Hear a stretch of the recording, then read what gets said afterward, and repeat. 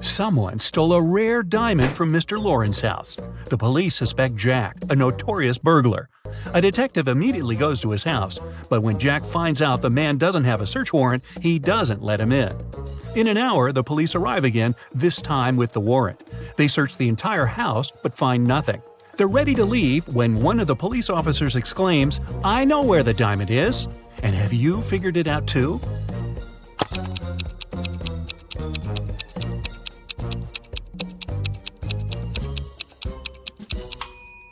When the police first came to Jack, his hair was much shorter. He must be wearing a wig, and the diamond is hidden underneath. On Tuesday afternoon, a man came to the police station. He claimed his car had been stolen. Detective Brown asked the man to show him the place where it had happened. They went to a movie theater. The man said that the day before, he and his wife had come to watch a movie. They left the car in the parking lot, but when the movie was over, the car was gone. After looking around for a couple of minutes, the detective understood who the criminal was. And have you figured it out?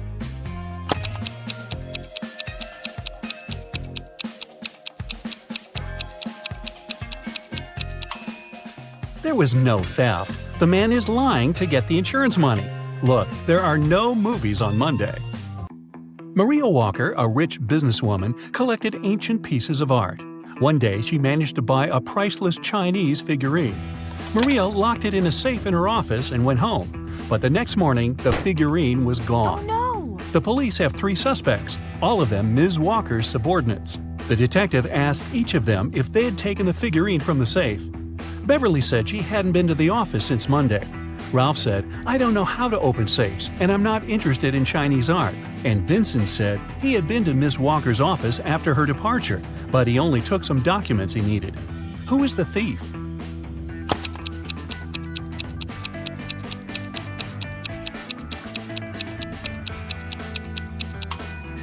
It's Ralph. Otherwise, how would he know the figurine was Chinese? A man wearing a hat, a bandana covering his face, and dark sunglasses robbed a bank. The police have 3 suspects. Look at them and try to figure out which one is the criminal.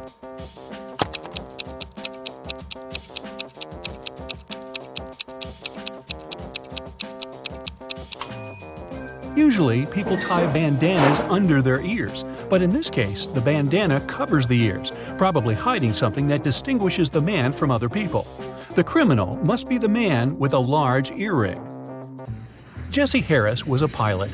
Once there was an emergency during a flight. Jesse had to land the plane right on the highway.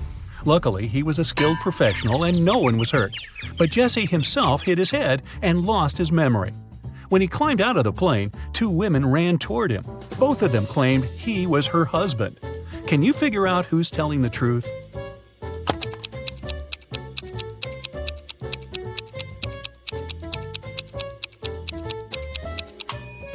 The woman on the left is a robot. Look, there's a USB port in her neck. Mary was a college teacher. It was the beginning of a new school year, and 3 new students joined the class. When Mary saw them, she immediately realized something was off about one of them. Who?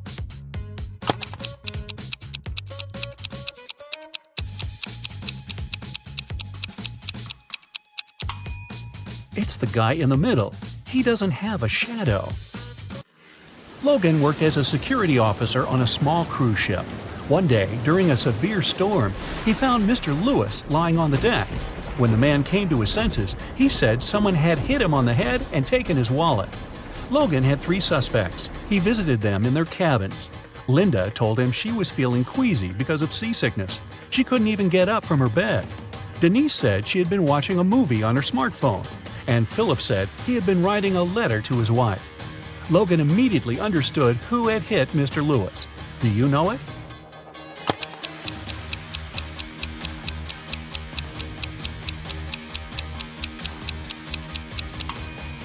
It was Philip. Look at his letter. The handwriting is immaculate, but it's impossible to write so accurately during a storm. Kayla went on a business trip. She didn't have time to tell her boyfriend about her plans, so she left him a note with clues. In it, the woman wrote, "I'm in the city that is 3 of 7 chicken, 2 of 3 cat, and 1 of 2 goat. I'll be here for a week. Come visit me." Do you know where Kayla's boyfriend should go?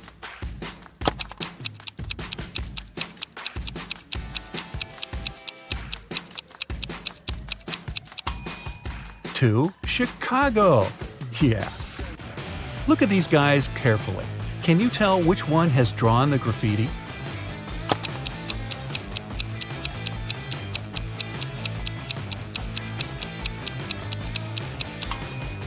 It's the guy on the left.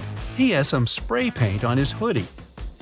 Alan was driving along a small country road when he saw that someone had crashed their car into a tree. A moment later, he spotted a man running toward him.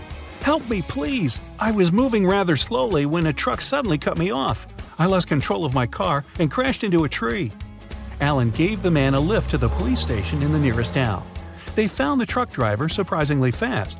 He was right near the doors of the police station. But the man denied cutting the smaller car off. He claimed he was going to the police to report the accident. Suddenly, Alan realized who was lying. Have you figured it out?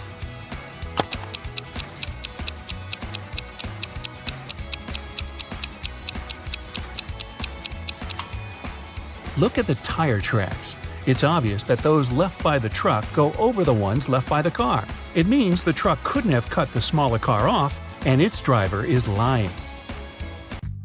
Several police officers were called to a hotel. One of the employees was found unconscious on the floor. The police checked the cameras to figure out what had happened. They didn't see the criminal, but now they had 3 suspects, all of them hotel guests. Sarah said, "I heard some noise, but I stayed in my room because I was scared." James told the police he had been outside. He was trying to catch a taxi to go sightseeing. And Damien said he had been sleeping at home at the time of the accident. Who is lying?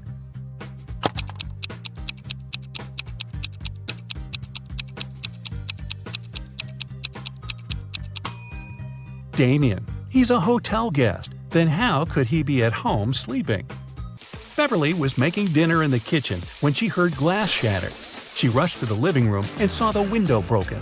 Someone had thrown a stone that was now lying in the middle of the room. Beverly called the police, but they didn't manage to figure out who the culprit was. The next day, when Beverly came home from work, she saw something on her doormat. It was a note. Williamson was the surname of Beverly's neighbors. There were 3 teenagers in that family, Mark, Roy, and Natalie. Which one broke the window?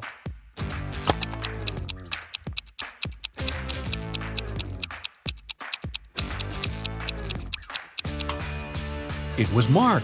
The note says, Williamson. Bruce owned a large store that sold expensive designer items. Recently, there have been several thefts there. The man asked his friend Gabriel, who was a police detective, to check what was going on. Gabriel spent 2 hours in the store. When he left it, he knew who the thief was and who was guilty of these crimes.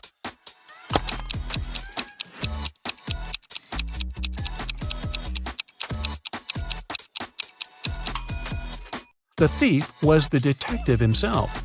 He easily stole a pair of costly sunglasses to prove that the store security was very bad. That's the reason for so many thefts. One of these young women has a dog. Can you tell which one?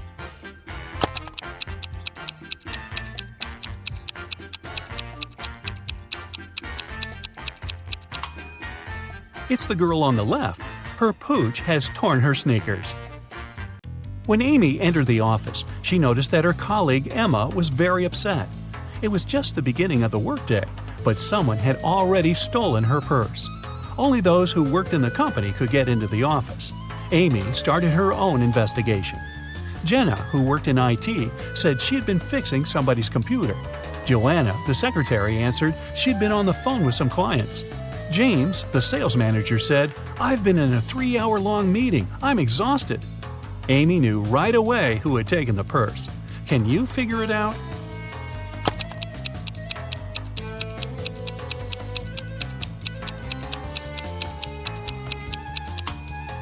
It's James. The working day has just started. How could he be in such a long meeting? There are 2 towns near each other. People who always tell the truth live in one of them. Liars live in the other. The inhabitants of the towns often visit each other. What question should you ask a passerby to find out which town you're in?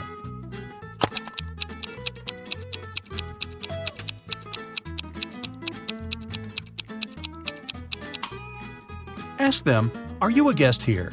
If they answer yes, you're in the town of liars. If they say no, you're in the town where honest people live. When it's raining, the cat is either in the room or in the basement. When the cat is in the room, the mouse is in the burrow and the cheese is in the fridge. If the cheese is on the table and the cat is in the basement, the mouse is in the room. Right now, it's raining and the cheese is on the table. Where are the cat and the mouse?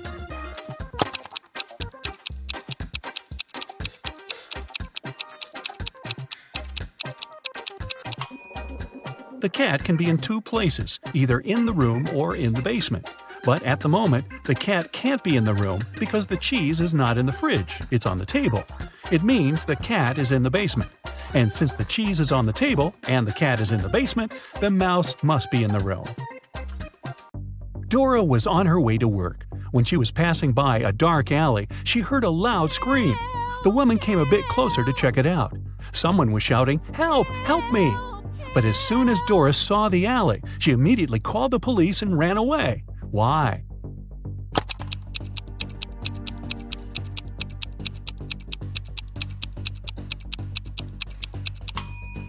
It was a trap.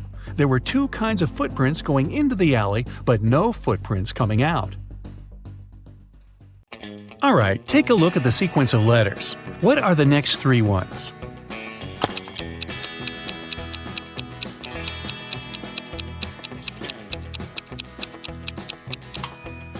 Each of the letters is the first one of the numbers from 1. O stands for 1, T for 2, T for 3, F for 4, F for 5, S for 6, and S for 7. Then there must be E for 8, N for 9, and T for 10. And that's today's alphabet lesson. Take a look at the picture and tell who's a ghost.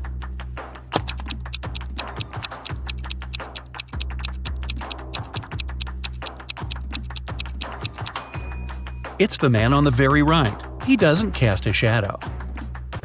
Two people, Libby and Gray, were chilling on a beach. A police officer came up to them and said that he recognized the bike standing nearby. It was stolen from a man a couple of blocks away. He asked which one of them stole it, but both denied it. Can you tell who's guilty?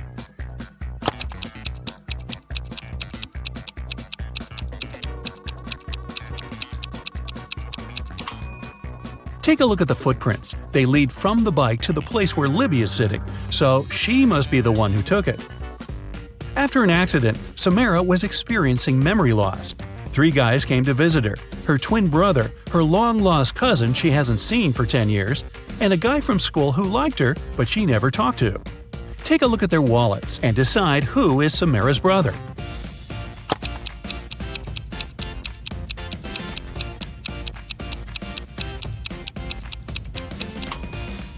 It must be this guy. Look, he has a picture with her. A random guy wouldn't have one. Neither would a long-lost cousin, because the photo wasn't made long ago.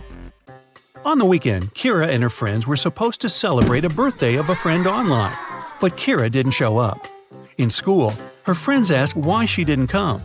She said that on Friday evening something happened, and she didn't have any internet or electricity for the whole weekend. She said that she used this chance to study and spent both days in front of the computer writing her midterm papers. Her friends didn't believe her. Why?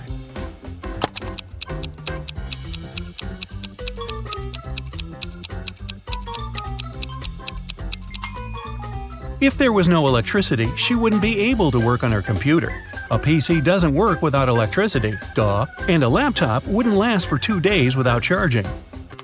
Lenore accidentally sent a message to her sister instead of her best friend and didn't want her sister to see it. She stole her sister's laptop and tried to delete it. However, the laptop required a password. Luckily, there was a hint: Math 2, Music 2, History 6 5, Drama 2 3. What's the passcode?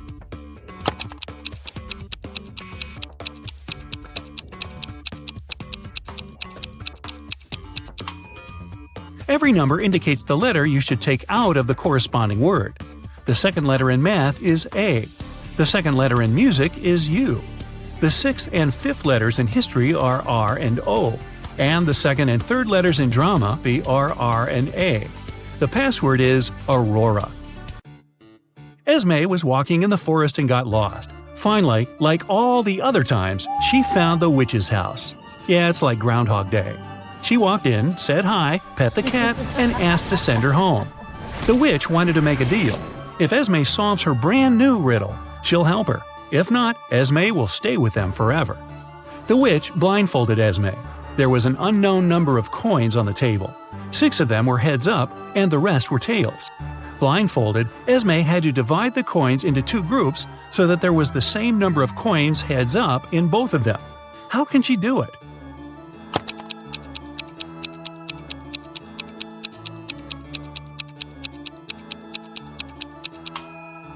So, since there are 6 coins heads up, Esme grabs 6 random coins and flipped them. No matter how many coins there are and how many heads up ones she picks, it always works. That's because the number of tails up coins she gets among those 6 random ones is exactly how many heads up are left in the other pile. So when she flips them, they'll equalize. Estelle arrived on an island to spend her holiday there. All the locals there always tell the truth, and all the tourists always lie. 2 girls approached her, and one of them said, "Hey, I'm Sylvie, I am a tourist here, and this is Tessa, she's local." Can you tell if the girls are locals or tourists?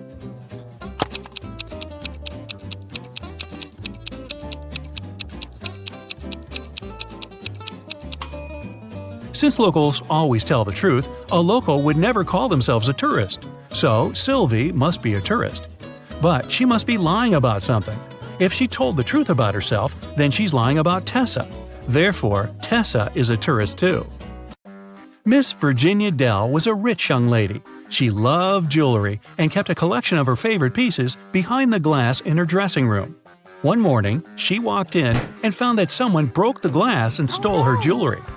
The detective had 3 suspects: Ms. Dell's cleaning lady, Willow, who cleaned the house every day; Ms. Dell's best friend, Kelly, who had the key from the house; and her cousin Sophia, who was staying with Ms. Dell for the holidays. Willow said that last night, when she cleaned the room at around 10 p.m., everything was all right. Kelly said that she hasn't been in the house for a couple of days. Sophia said that it's not in her manners to walk around someone else's house and steal jewelry. Who stole the jewelry?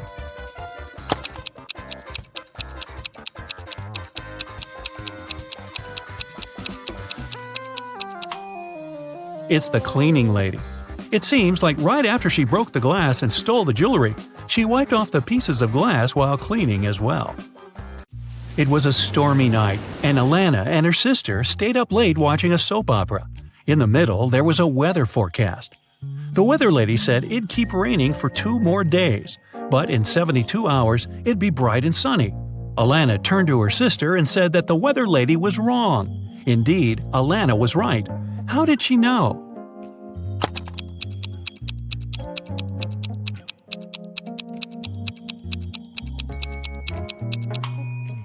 In 72 hours, it would be the very same time as now, so it'd be night too. It can't possibly be bright and sunny at night. The Millers were having a barbecue party in the backyard. They made some fresh orange juice, and Giselle bragged that she could tell the difference between fresh juice and not very fresh juice.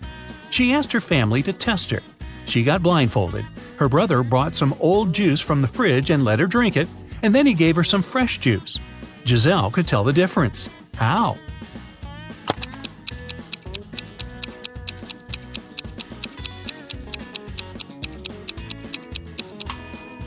The older juice from the fridge was colder than the fresh one was outside.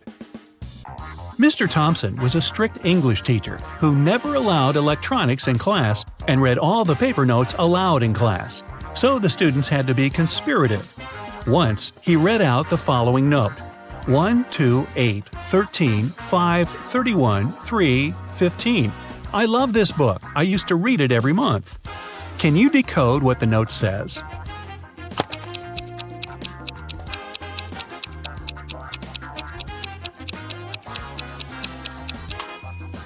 The numbers stand for the place of the letter in the phrase. The first one is I, the second one is L, the 8th one is I, the 13th one is K, the 5th one is E, the 31st one is Y, the 3rd one is O, and the 15th one is U. The note says, I like you. Ah. It was a lazy day, and it just started raining when Mr. Jones called a police officer. He said someone just bumped into his car and drove away. The police officer arrived. The only person not too far away from the place of the accident was a man trying to fix his tire. Mr. Jones says that's the gentleman who bumped into his car. However, the gentleman said that it couldn't be true because he was busy fixing his car the whole time. Can you tell who's lying?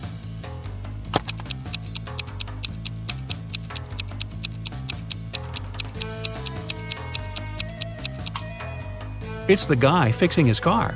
The rain just recently started.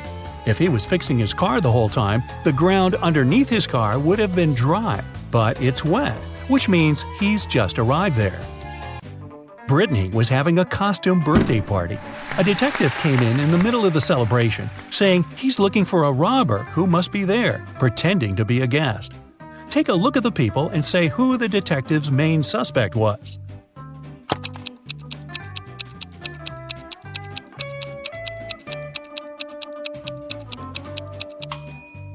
Look at this guy. Unlike all the other guests, his costume is totally inconsistent. It's a cowboy hat and joker's jacket. He probably wore whatever he could find in a rush, trying to hide. Yvonne went on a business trip and asked her boyfriend, Dale, to go and buy her a special chocolate bar from a man who came there once a month at midday. That day, he was busy playing video games and totally forgot about it. Yvonne asked him if he got her the snack, and he said that all the bars were sold out when he came. He even sent her a picture at the park to prove he was there. Yvonne looked at the picture and realized that Dale had lied to her. How?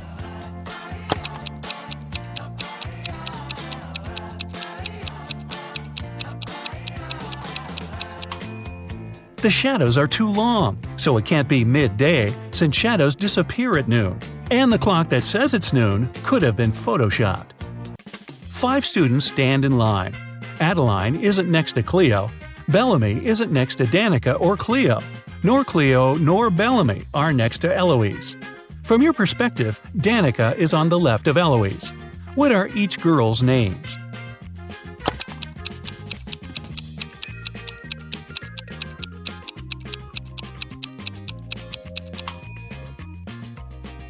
Adeline isn't next to Cleo, so we cross them from both columns, from Adeline's and Cleo's. Bellamy isn't next to Danica and Cleo. Danica and Cleo are both not next to Bellamy then. Cleo or Bellamy are not next to Eloise, and Eloise isn't next to them. Now, both Bellamy and Cleo have one neighbor, so they must be on the sides. But we don't know who's on the left and who's on the right. Let's try both. Bellamy's neighbor is Adeline. Cleo's neighbor is Danica, so in both cases, Eloise is in the middle. Now, let's remember the last condition that Danica is on the left of Eloise, so the first order is correct. It's Cleo, Danica, Eloise, Adeline, and Bellamy. Whew! Tomas was washing a window on the 24th floor of a large office building, and suddenly, he heard someone screaming. The guy looked outside and saw a lady falling from the 30th floor. But in 5 minutes, the woman was standing on the ground, totally unharmed. How did she survive?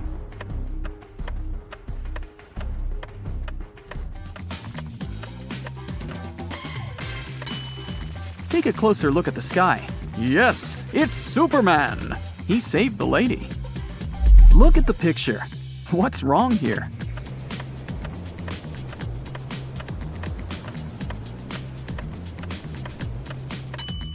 Watermelons don't grow on palms. Twin brothers Stan and Ken had been working hard. They wanted to collect money for their mother's anniversary. Unfortunately, they didn't manage to save enough to buy her the car of her dreams.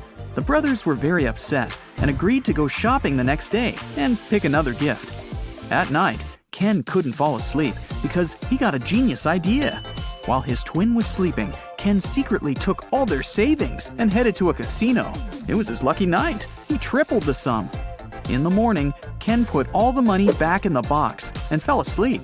Stan woke up, opened the box, and immediately realized that Ken had touched their savings. He didn't even need to count the money to understand that. How did Stan figure it out?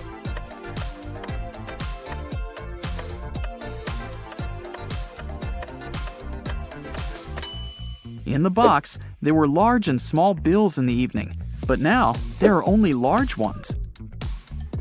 Kelly was traveling and discovered a beautiful abandoned castle. She entered the building and went downstairs. She was taking pictures when someone locked her inside the basement. Kelly looked around and saw 3 tunnels leading to freedom. In the first tunnel, a huge hungry monster was waiting for her. The second tunnel was full of snakes, and the third tunnel was filled with sleeping gas.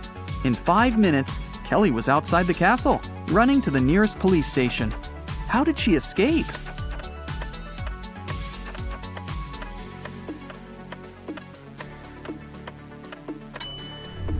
She used her headband as a mask and ran away through the third door. Look at these animals attentively. What's wrong with this picture?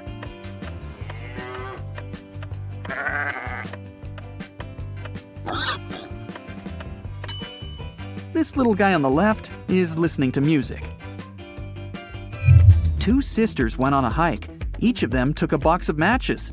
Nellie put her matches in a bag together with toothpaste, and Shelley decided to store her matches in a bag with nail polish.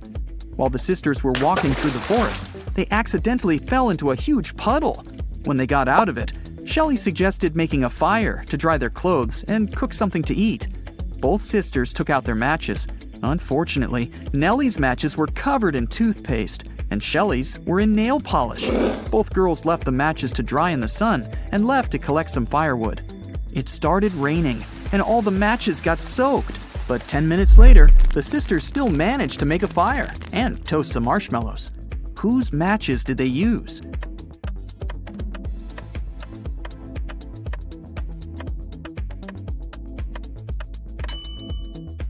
They used Shelley's matches. The nail polish dried and made them waterproof. If you don't keep it, it'll break. What is it?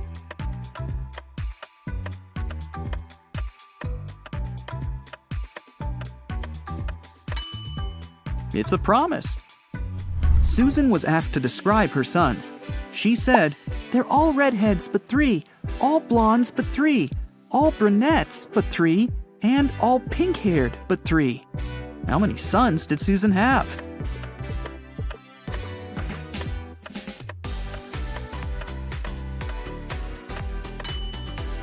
The answer is 4. 1 redhead, 1 pink-haired, 1 brunette, and 1 blonde. Lisa was a famous top model.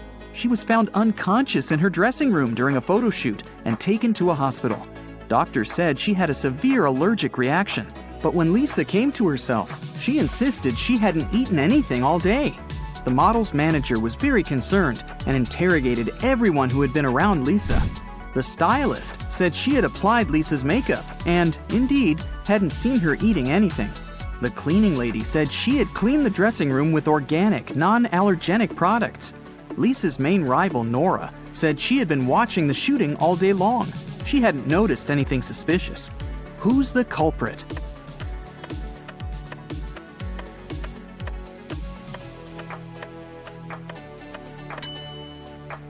It was the stylist. Lipstick was the only thing Lisa could have swallowed that day. Look at the pictures. Which of these people is a risk taker?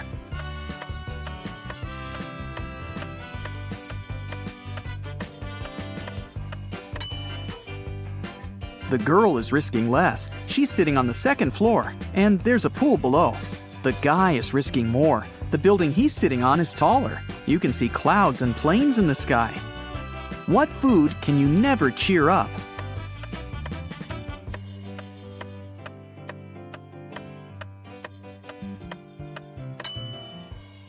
A blueberry, because it's always blue. Haha. Okay, let's move on. There are 5 lemons in a bowl. You take away 3 of them. How many lemons do you have now?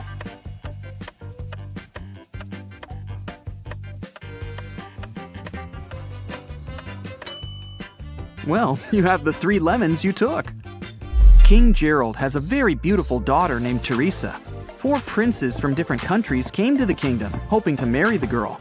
But the king decided to check how smart they were and organized a special contest. Teresa was in the center of a 200 by 200 foot room, and the princes were standing on small boxes in each corner of the room. the first prince to touch Teresa's hand would become her husband. But they weren't allowed to leave their places or use anything but their hands or wits. One of the princes figured out what to do immediately. He married the princess. What did he do?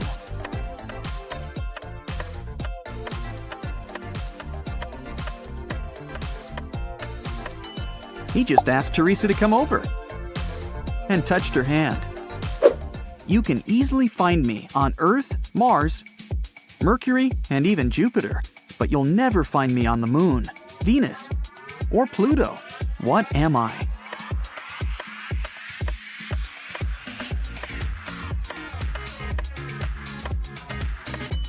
I'm the letter R. Manager George received an anonymous text message. It said a robber had just entered the supermarket where he worked. George hurried into the hall and saw 4 pregnant women in the grocery section. The man looked at the ladies attentively, detected the thief, and called the police. How did he know?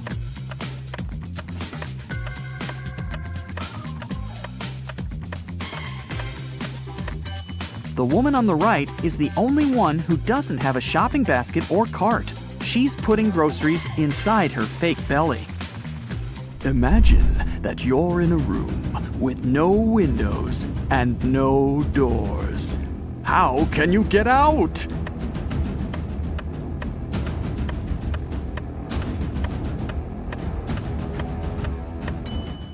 Just stop imagining the room.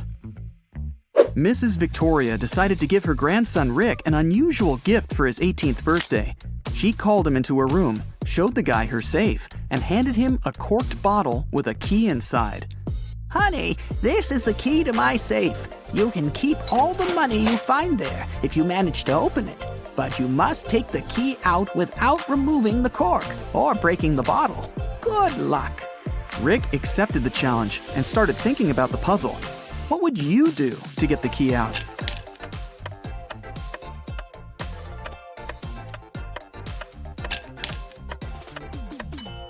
Push the cork into the bottle, and you'll easily get the key. Look at the picture. What's wrong here?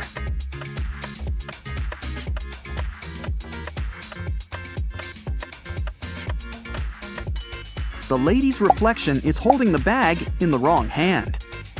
Amy had a crush on her neighbor. She went to the local witch, Sally, to ask for her help. Sally said she would make a purple love potion. On the night of the full moon, Sally took a sheet of paper with her granny's love potion recipe. She mixed all the ingredients except for the last one.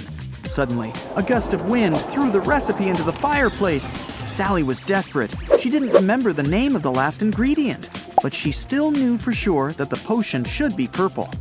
Help Sally finish her work.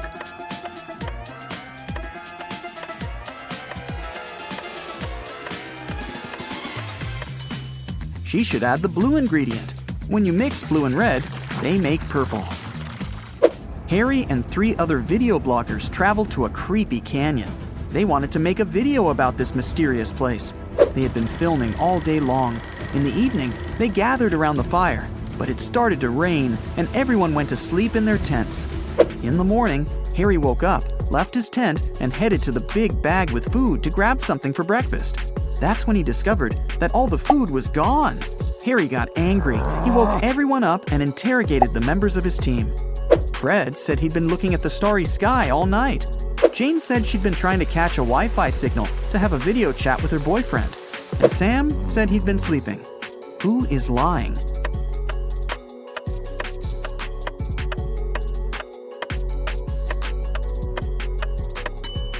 It's Fred. It was raining at night, and he couldn't see any stars through the clouds. 2 students, Betty and Sarah, went for a walk after a very stressful test. They bought some coffee and candies and began to look for a picturesque spot for a picnic in the park. But suddenly, a guy in a mask grabbed Betty's bag and ran away. Sarah and Betty followed him. At one point, they saw a blind man sitting on a bench. He was wearing glasses and had a cane. The girls asked him if he'd seen a person in a mask carrying a female bag, but the man said he couldn't have seen anyone because he was blind. Sarah got very embarrassed, handed him a candy, and thanked him for his help. Then the girl took Betty aside and whispered that the blind man was the robber. They needed to call the police. Betty was very surprised. Why did Sarah decide the man was the robber?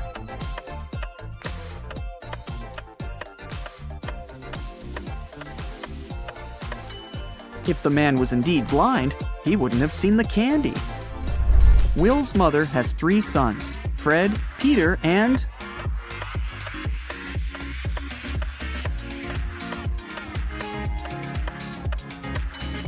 Will. It's Will's mother, after all. 2 mothers and 2 daughters spent all day shopping, but they only bought 6 dresses. This was enough for each of them to have 2 dresses. How is that possible?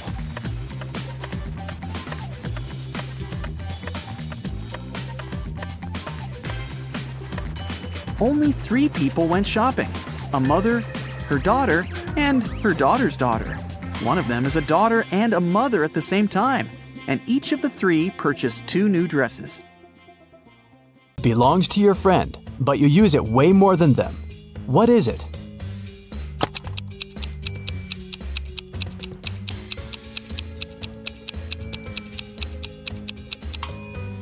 That's right, it's your friend's name. Alice was walking in a field and suddenly saw a white rabbit.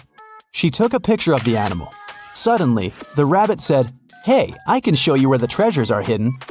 Alice got very excited, but then her friend called her, and the rabbit ran away. When Alice returned to the field the next day, she saw 9 rabbits. They all kept silent. Can you help Alice find the right rabbit?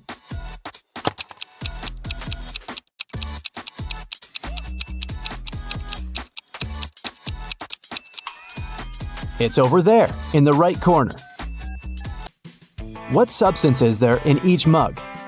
1. It's not sugar or water. 2. It's not sugar or tea. 3. It's not tea or water.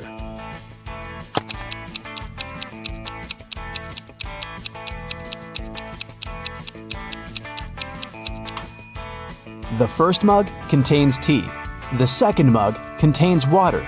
And the third mug is full of sugar. Gemma overslept and arrived at her office an hour later than usual. She found a beautiful bouquet of roses on her table.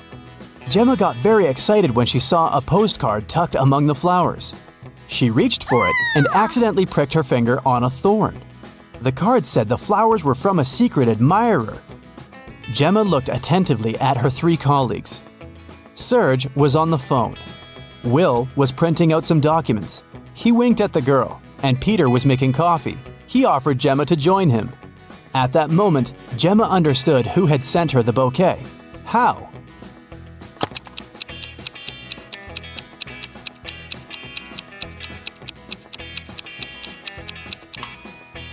It was Serge. He had a fresh scratch left by a thorn on his finger. Rotate it 90 degrees, and it's everything. Cut it in half, and it's nothing. What is it?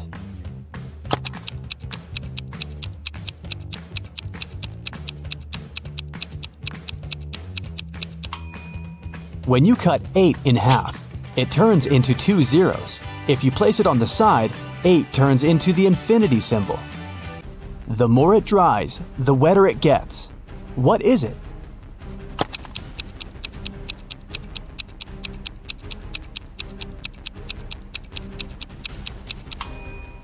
It's a towel.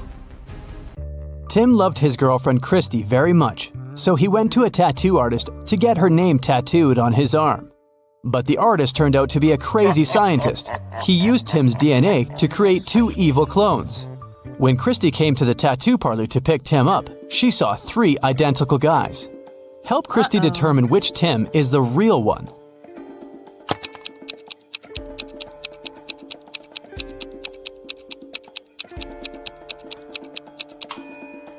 The guy on the left is the real Tim. He's the only one who has a tattoo. The clones aren't supposed to have any. How many months of the year have 28 days?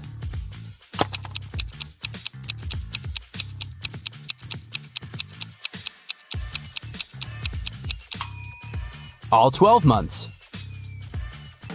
Look at the picture. Which one is different?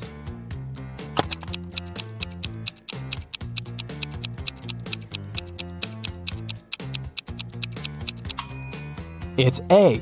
The color that should be at the top is at the bottom. Helen was a famous singer. When she was applying her makeup in the dressing room, her agent called her. He said that her song had become the main hit of the year. Helen told her assistant, Nick, "Hurry up, bring my best friend Lisa here. I want to celebrate." Nick came out of the dressing room and saw a crowd of fans in front of him. All of them wanted to get Helen's autograph. Nick asked, "Which one of you is Lisa?" Each girl claimed she was Lisa. Help Nick to identify the real Lisa.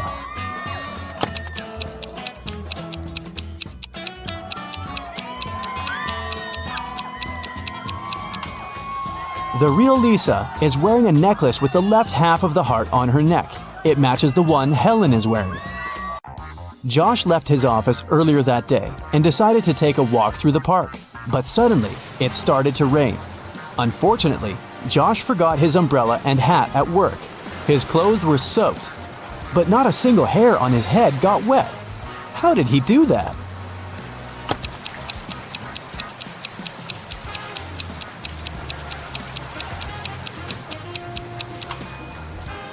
Josh was bald. Richard is a famous writer. On a Sunday morning, he finally finished his book and called his agent Stacy to share the good news. Stacy came to his house at 9 a.m. She found Richard unconscious on the floor. Oh, no. His laptop with the new book had disappeared. Stacy called the police. The detectives arrived immediately and questioned everyone who had been in the house. The nanny said she had driven Richard's son to school. The gardener said he'd had a day off and spent time with his family.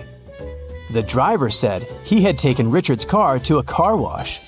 Once the detective listened to everyone's stories, they knew who was lying.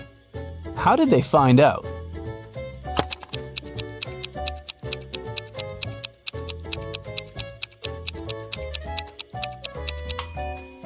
The nanny was lying. She said she had taken Richard's sons to school. But schools are closed on Sundays.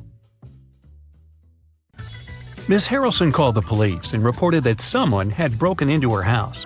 When the officers arrived, they found the woman tied up to a chair. She said a man in a black mask had entered her house and tied her up so that she couldn't even move.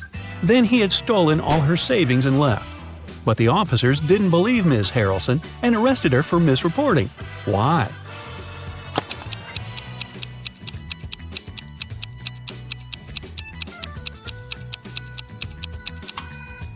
If the woman couldn't move, how did she manage to call the police? It was Hazley's birthday. Her parents said that they had a present for her, but she had to find it first. To help the girl, they gave her a note that said, "Where should the girl look for her present?"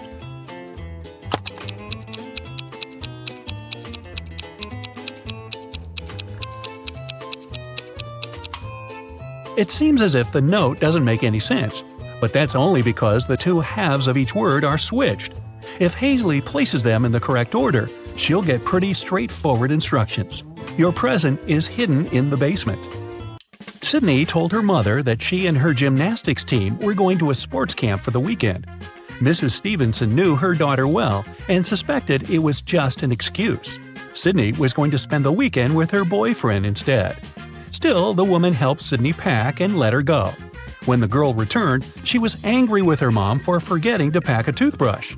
That was when Mrs. Stevenson realized she had been right, and Sydney hadn't been to the sports camp.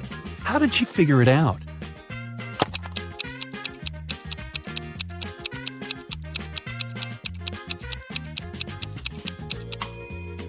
When she packed Sydney's things, she put the toothbrush in the bag with her gymnastics clothing.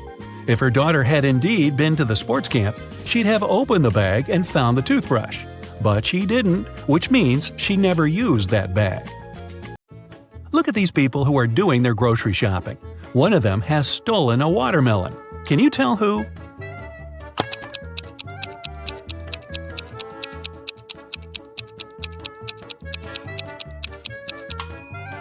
It must be this guy on the right. He's holding a soccer ball, but it looks as if it's very heavy. And since soccer balls don't weigh much, it must be a disguised watermelon. Mason went on an expedition to Antarctica.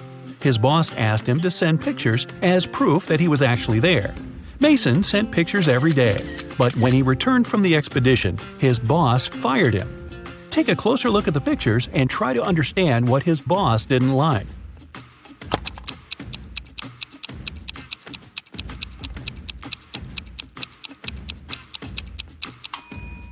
Mason was sent to Antarctica, but in some pictures, you can see palm trees. No wonder the boss realized the photos were photoshopped and Mason hadn't gone there at all. An old man had extremely poor vision. He was living with his son, Mark, because he needed assistance all the time. One day, the man was resting in his armchair while his son was preparing dinner. Suddenly, Mark heard glass shatter. The man ran into the room and saw that the window was broken. He asked what had happened. His father told him that some dark-eyed, dark-haired guy had thrown a stone into the window and shattered it. Then he ran away. But Mark didn't believe his father. Why?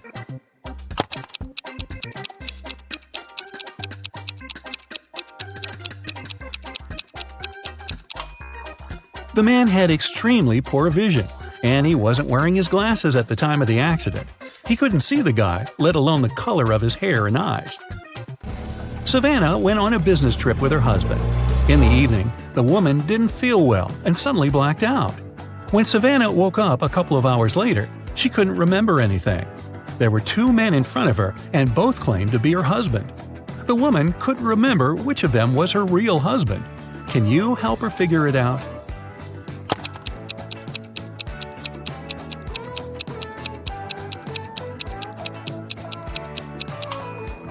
They went to a business meeting. That's why they are both dressed accordingly. The guy in a hoodie doesn't look formal, so her husband must be the other one, the man who's wearing a suit. Now, this girl, Susanna, can't remember who her husband is too. Can you help her?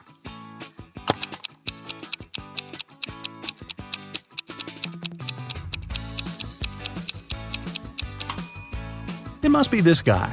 Look, he's wearing a ring while the other doesn't seem to be married. Ava's parents, John and Catherine, came to the hospital to pick up the teenager. Can you tell which of these young people is their child?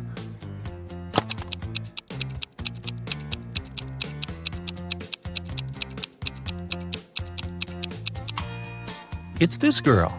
John and Catherine are Ava's parents. Ava is a girl's name, and she's the only girl in the room. Esme was having her usual walk in the forest. By nighttime, she realized she had gotten lost again. She was wandering around until she came across the witch's house. The girl petted the cat, greeted the witch, and asked the woman to send her home. At that time, the witch was participating in a math tournament for witches from all over the world. She really wanted to win and to prove she was the smartest witch out there. There was one last task she couldn't solve. The witch promised that if Esme helped her, she'd let her go home.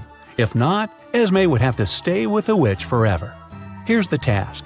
Make 3 identical squares by moving only 3 matches.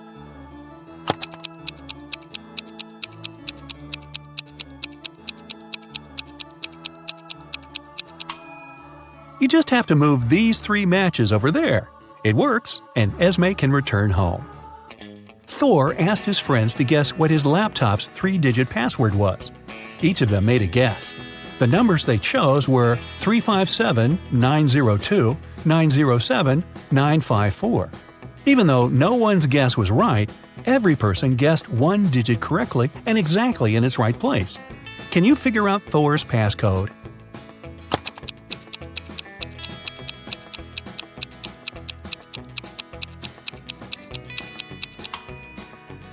Since just one of them guessed 1 digit correctly, the first digit can't be 9. In this case, 3 people would have guessed it right, and there wouldn't be enough people to guess the 3rd digit. The only other option for the first digit is 3, which means the 2nd digit can't be 5 and the 3rd one can't be 7. Since the 2nd one can't be 5, then it's 0. 2 people guessed it correctly. And the 3rd digit is 4.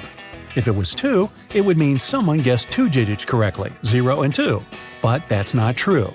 So, Thor's code is 304. Students were divided into 2 teams to do one task. Storm, Dean, and Brooke were in Team Yellow. Elsie, Emma, and Veda were in Team Purple. Following the same logic, what group does Lexi belong to?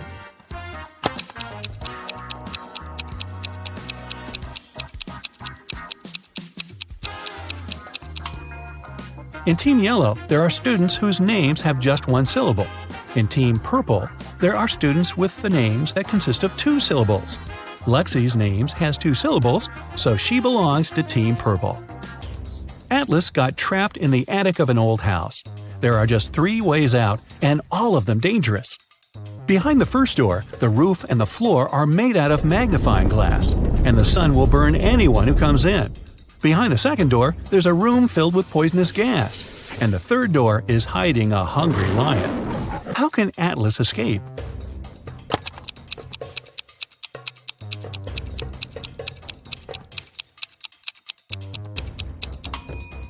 He should wait until it's night. The sun will set, and the guy will safely walk through the first door. Now, take a look at Iris and her close friends, Max, Ginny, Josh, and Ren. Who's her partner?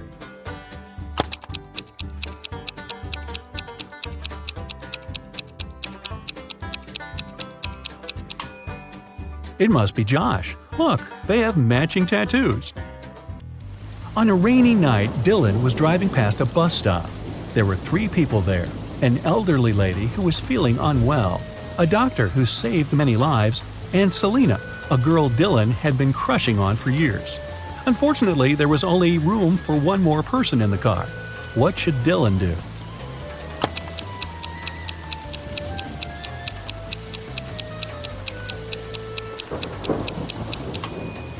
He should give his car to the doctor, who would take the elderly lady and drive her to the hospital. And Dylan can stay at the bus stop with the girl of his dreams. Charlie, Andy, Taylor, and Alex are all related to each other, but one of them is the opposite gender from the other 3. Here's what you know. Alex is either Charlie's brother or Charlie's only daughter. Alex's sister is either Andy or Taylor. Taylor's only son is either Charlie or Andy. Can you tell who's the opposite gender from the other 3?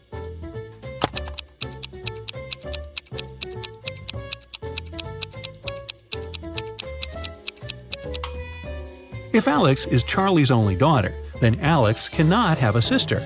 It means that Alex is Charlie's brother. If Alex's sister is Andy, then Andy's a girl. And according to Fact 3, Charlie is Taylor's only son.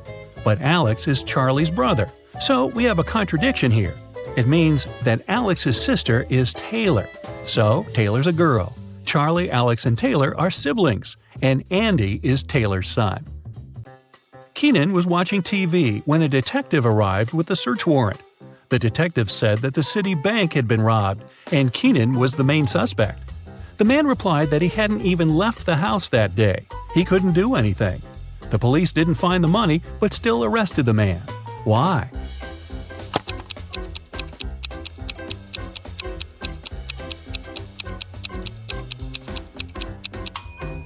Keenan said he hadn't left the house. But take a look at the calendar and the grocery store receipt. The dates are the same. It means Keenan at least did some grocery shopping and lied about not leaving the house. So, riddle me this. Amanda loved cats very much. One day, she visited an acquaintance and met her lovely Persian cat. Amanda asked her acquaintance how old the cat was. Well, in 2 years, Luna will be twice as old as she was 5 years ago. Amanda nodded and continued petting the cat. And did you understand how old the animal was?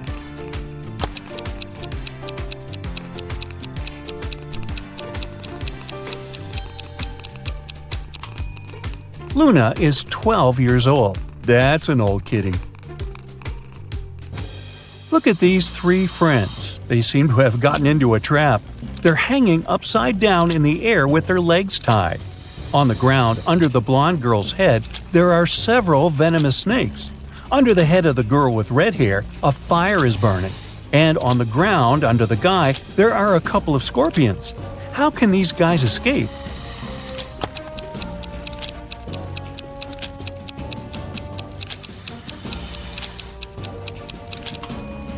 See that black cloud with lightning?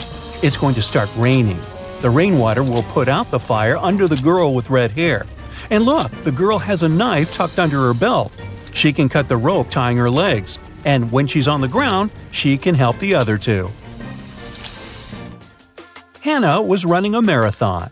Right before the finish line, she outran the person who was running in second place. The woman was happy she was going to win. But in a few seconds, she got very disappointed. Why?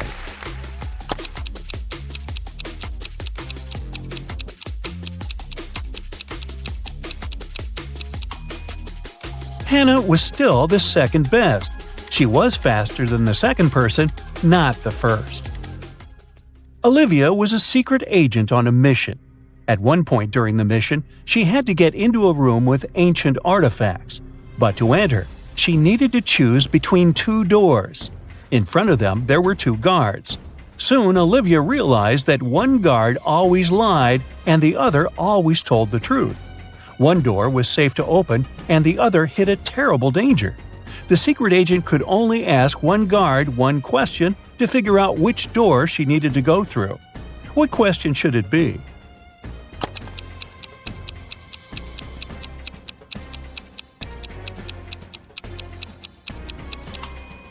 Olivia should ask, if I asked the other guard which door was safe to open, what would he say? Both guards will point at the door that hides some danger. The lying guard, because he's, well, always lying, and the guard who tells the truth, because that's what the lying guard would tell Olivia. So the woman just needs to open the other door. Liza was working as a teaching assistant at a college. One day, she had to look after a group of students who were writing an exam. Liza knew some of them were going to cheat, and indeed, soon after the exam started, the girl spotted one person who was cheating. Who is it?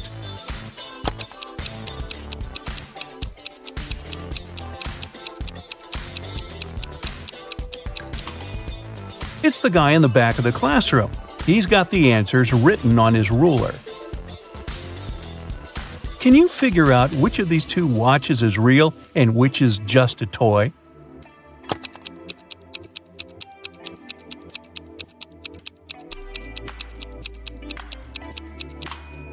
The watch on the left is a toy. Look at its minute hand. It's too long and won't be able to pass all the way around the watch face. In a small village, there were 4 people who were suspected of being werewolves. One night, the village held a meeting to decide which of them was the monster. Here is what the suspects look like. This person has long, sharp fingernails and is known for being able to run extremely fast. This person has long, sharp teeth and is known for being able to see in the dark. This person has wild, unkempt hair and is known for being able to jump high. And this person has a deep growling voice and is known for being able to smell things from far away. Can you figure out which of them is the werewolf?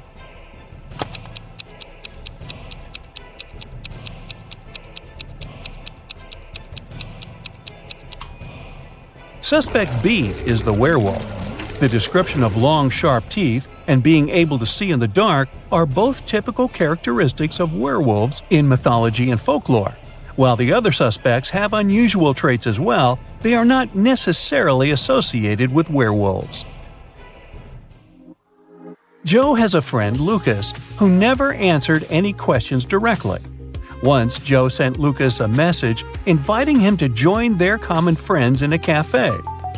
Lucas's answer was kind of weird. Sorry, no money, JOBINJOB. Luckily, Joe knew his friend well enough to understand what he meant. But can you figure it out?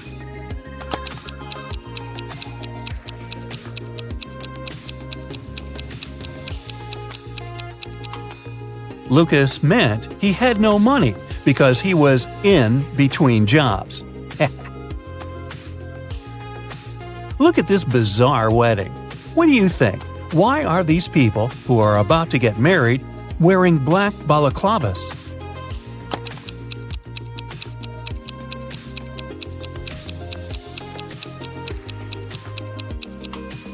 Look, there are cameras on the walls.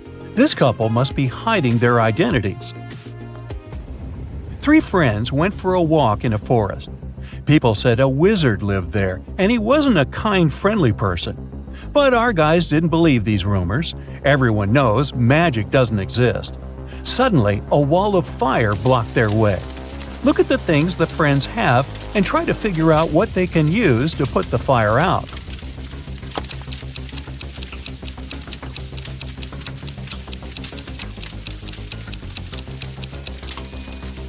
They could use this bucket to bring some water from that puddle, but it wouldn't be enough to put out such a large fire.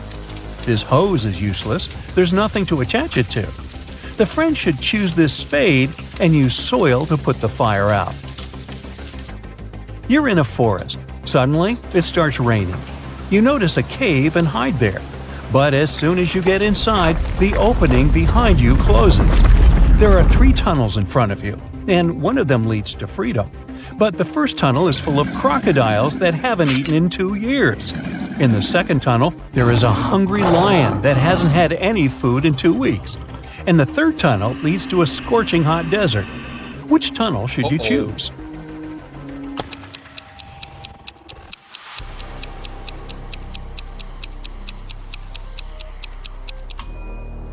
You should wait until the desert cools down at night and follow the third tunnel. As for crocodiles, yes, these animals can indeed live without food for up to 2 years. Lions can also survive for 2 weeks without eating anything. But before you get a chance to leave the cave, you hear some deafening noise. It's a landslide. The tunnels end up blocked, but you now see 3 other passages. A fire-breathing, wait, is it a dragon? Is guarding the first passage. The second passage is filled with hundreds of poisonous cacti growing there. Their spines are covered with an extremely toxic substance. And in the third tunnel, you can see the red eyes of some very hungry wolves. Which tunnel can lead you to safety?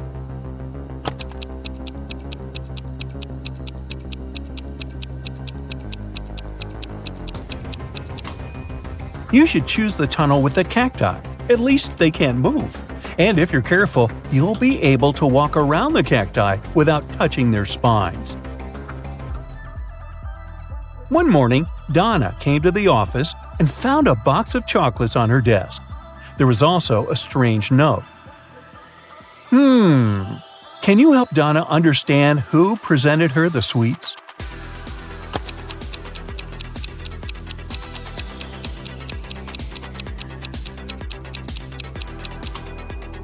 Her secret admirer is Ryan.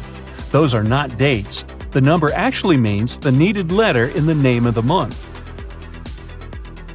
A man told his boss, "Don't take your planned flight today. I had a dream last night that if you do, it might end badly. Your plane will crash." The boss fired the man. Can you figure out why?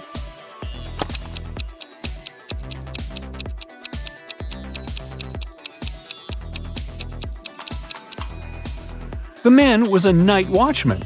He should have been on duty the previous night, not dreaming. Jacob and Mark decided to go on a camping trip. Look at the things they're going to take with them and say what they should leave at home. A small hint, try to think outside the box.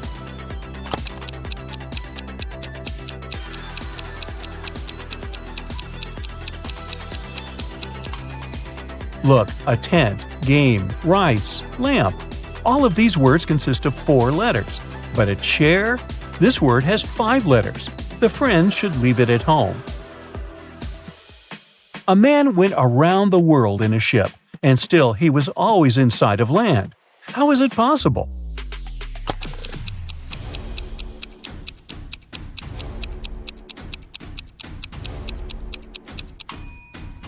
The man was in a spaceship orbiting Earth. Hannah's birthday is on January 23rd, but she always celebrates it in the summer. Why?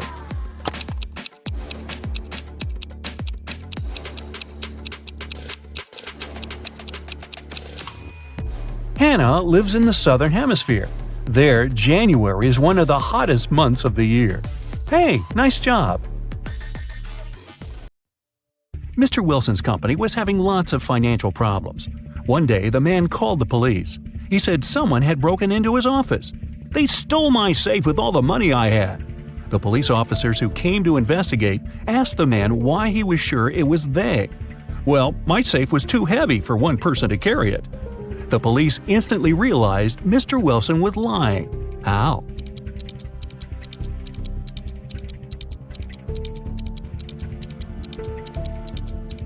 If the safe had been indeed so heavy, it would have left dents in the carpet. After the bank had been robbed, the police found the bag with the money in the park. It was lying among cacti. The police officers arrested 3 suspects. It didn't take long to figure out who the bank robber was.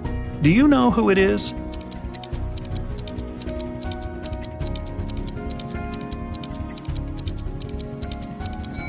It's the man on the left.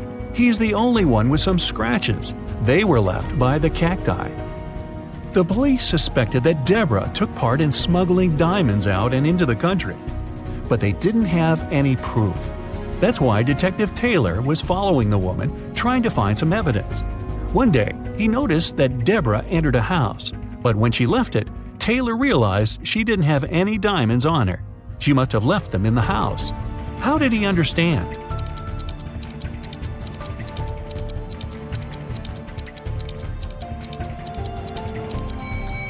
Deborah was wearing boots with removable heels. The diamonds were hidden there. Look at this picture carefully and try to figure out who the guy's mom is.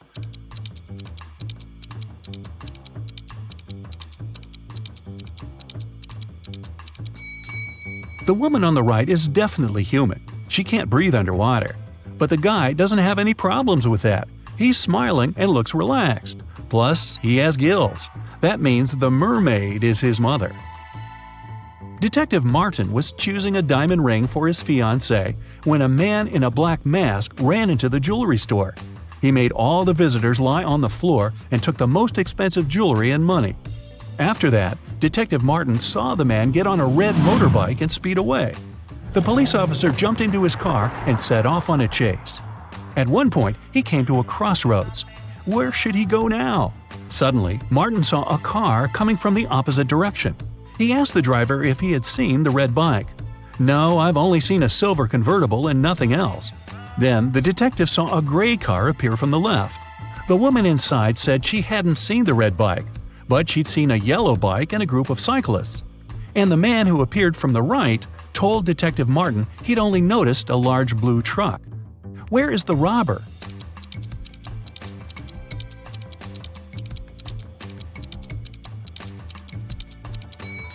The motorbike can only be inside the blue truck. A unique diamond was exhibited in a famous museum. It was guarded at all times, and only small groups of 10 people were allowed to enter the room. After one of such groups had left, an alarm went off. The guards ran into the room and found there a young man. They searched him. There were just several bills, a lighter, a bottle with soda, a camera, and a cell phone in his bag. The guards had to let the man go. But the next morning, it was announced that the diamond had been stolen. How did it happen?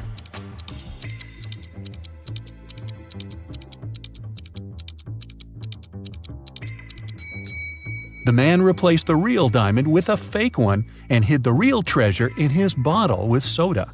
Mr. Raymond Lopez, a rich businessman, urgently needed his assistant.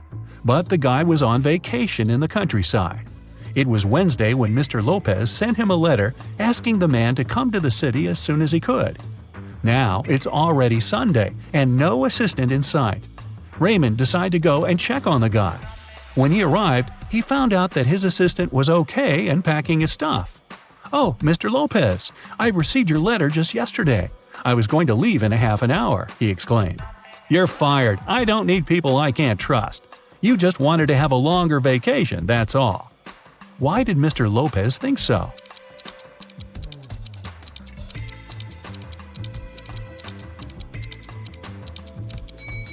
The calendar on the assistant's table shows that it's Monday, November 4th. But there's no mail delivery on Sundays. The guy is lying. Someone robbed a bank in a large city. A police detective went to visit the main suspect. "I've been feeling unwell all this week, and I haven't left my apartment for 3 days. I didn't even need food. My fridge is full. You can make sure yourself," the suspect said, and indeed opened his fridge. But the detective realized the man was lying and arrested him. How did he figure it out?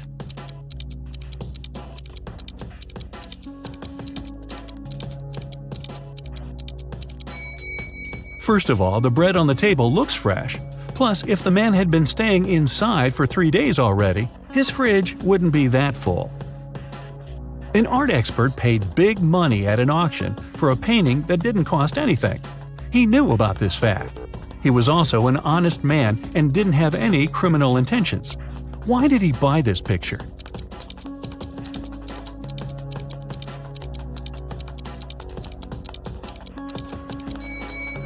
Although the painting cost nothing, its frame was a beautiful and expensive piece of art. After several crimes had been committed in the city, the police decided to visit the main suspect. He lived in the countryside. When the officers entered the house, they found no one inside. They searched the entire place, including the attic, which was in a mess. Then they decided to wait for the house owner to come home. One of the police officers went to buy some water. When he came back, he told the rest of his colleagues there was no need to wait anymore. Why?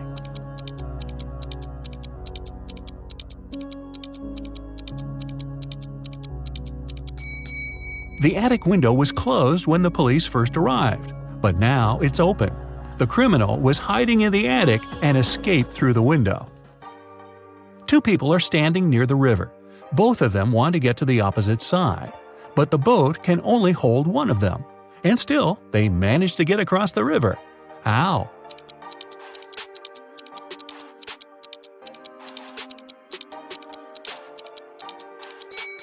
They were on the opposite banks. Detective Adams came to the park to have lunch outside in the sun, but his attention was drawn by 3 men running around a fountain. Each of them was shouting, "Thief! Catch the thief!" The detective was confused. Who was the real thief? That's why he just kept watching. After some time, the distance between the men shortened. Detective Adams immediately realized who the real thief was. Can you figure it out too?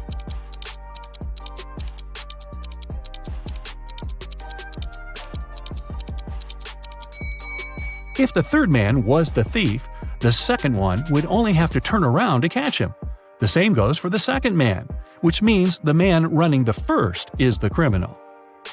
How can you put a whole apple into a glass bottle without cutting the fruit or breaking the glass?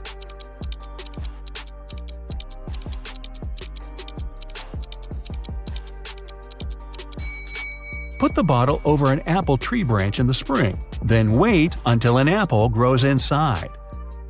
Scott, an infamous burglar, came home one evening. Just a day before, he had stolen some very expensive paintings from Mr. Smith's house. He was in the living room when he noticed several police officers approaching his home. Scott gave instructions to his wife and slipped out through the back door. When the officer knocked on the door, Scott's wife told him, "My husband has been away for a week already. He's actually supposed to come home today." At this moment, Scott entered the house. He hugged his wife as if they hadn't seen each other for ages. But the police officers didn't believe them. Why?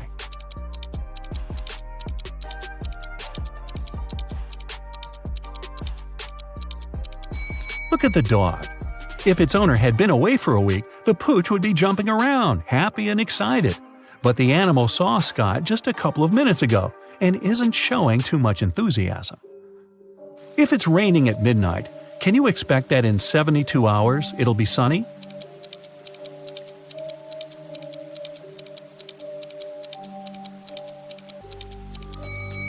No way.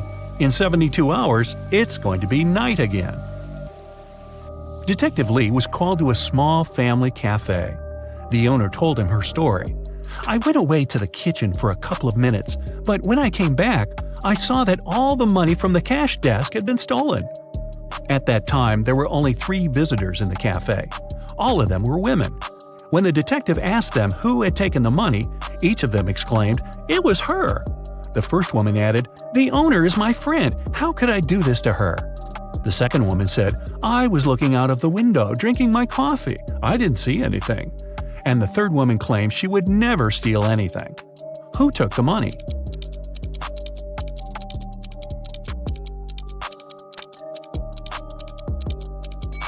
Detective Lee quickly figured out that the thief was the second woman.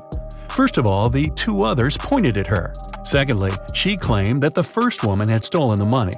But if she really was looking out of the window, how could she know this? During a fire, a bank was robbed. The security guard told the police that he wanted to save a bag of money, but he had to crouch to lace up his boot just in front of the emergency exit. At that moment, the door opened and hit him on the head. When he came to his senses, the money was missing. Why was the security guard arrested?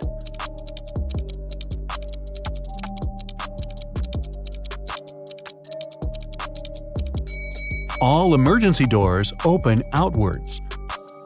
A young lady has the same number of brothers and sisters, but each of her brothers has 2 times fewer brothers than sisters. How many sisters and brothers are there in the family?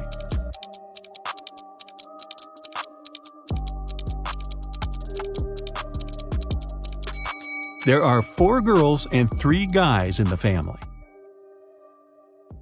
Sheila participates in a beauty pageant. The next catwalk will take place in 30 minutes. Sheila leaves her stuff in the dressing room and goes outside to talk on the phone.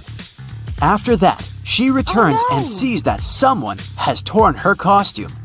Sheila gets furious and questions her rivals.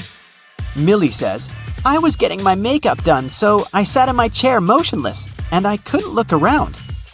Chelsea says, "I was in a toilet. I think I ate something wrong for lunch." And Isabella says, "I was outside the dressing room filming stories for my subscribers." Who is lying?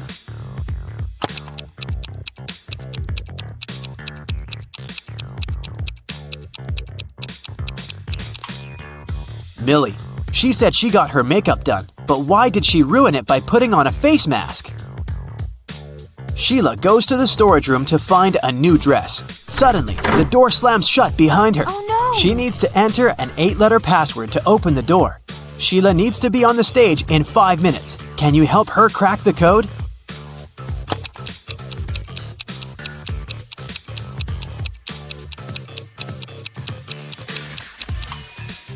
This picture on the wall is a hint. Sheila needs to enter paradise. Sheila opens the door and meets face to face with creepy rats. She runs away and gets lost in the basement. Sheila finds these 3 doors leading to the stage, but each door is hiding some danger. There are broken wires and a puddle of water on the floor behind the first door. There's a scorpion behind the second door waiting to bite Sheila. And there's a magical portal leading to the top of a mountain behind the third door. Can you help Sheila make the right choice?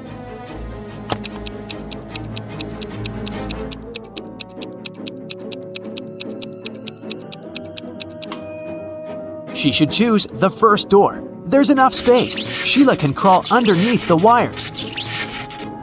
Sheila enters the stage and spots 3 weird details in the auditorium. Can you see them too?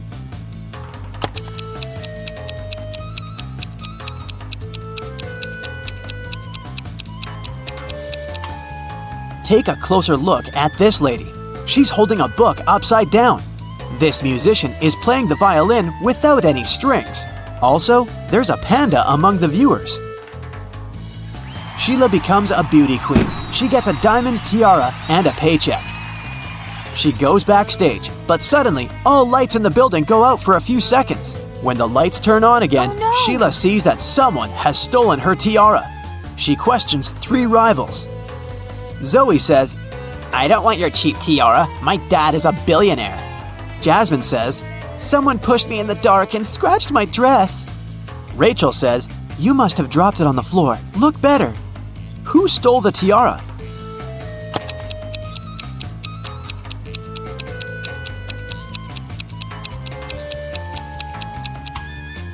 Zoe. It's hidden under her diamond necklace.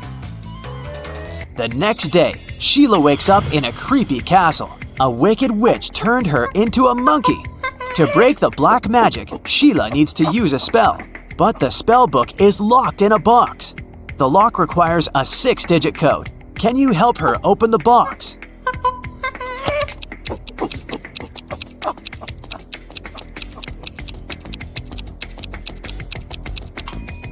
There are exactly 6 candles on the shelf above the box. It's a hint. Each candle has a particular number of dots, so the code is 2436621. There are 4 big houses in Sheila's neighborhood. All 4 are standing in one row and they have different colors: red, green, white, and blue. Mrs. Jones's house is somewhere to the left of the green house. The 3rd house in the row is white. Mrs. Snake owns a red house, and Mrs. Crystal doesn't live at either end of the row, but she lives somewhere to the right of the blue house. Meanwhile, Mrs. Dillon lives in the 4th house. And the 1st house isn't red. Can you decide who lives where and what the color of each person's house is?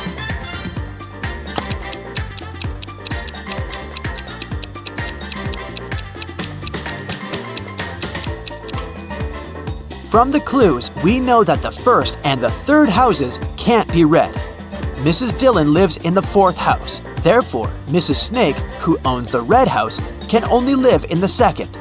Since Mrs. Crystal doesn't live at either end, she must live in the 3rd house, which is white. Mrs. Jones's house is somewhere to the left of the green house, which means that Mrs. Dillon lives in the 4th house. As for Mrs. Jones, she lives in the 1st house, and it's blue. Can you spot a fake teacher?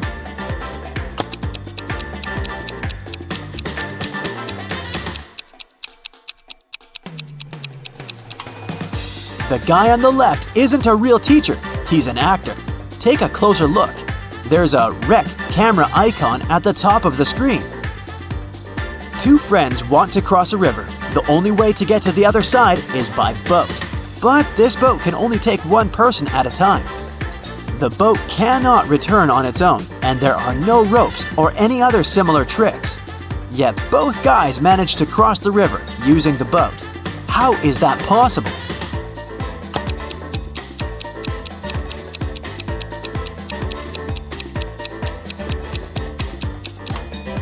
The guys started on the opposite banks of the river.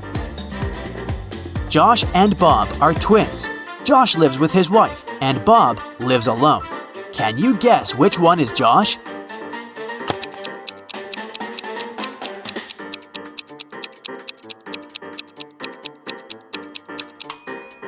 It's the first guy. He has a pair of toothbrushes in his bathroom, while Bob only has 1. A time traveler is attending this party. Can you spot this person?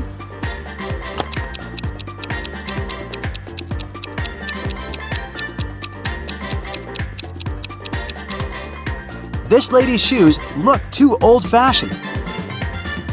Chuck enters a spooky building where he's supposed to have a job interview. Suddenly, someone locks the door, and now Chuck is trapped.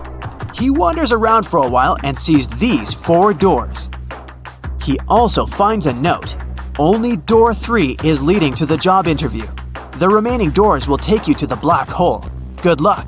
Can you help Chuck choose the right door?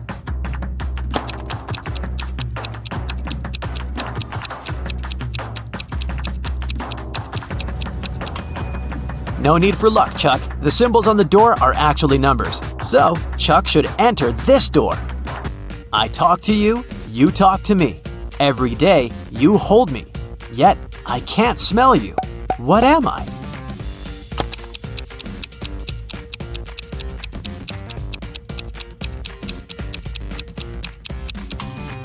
I'm your mobile phone. A gentleman and a lady are talking. The person with black hair says, "I'm a gentleman." The person with blonde hair says, "I'm a lady." At least one of them lied. Can you guess the hair color of each person?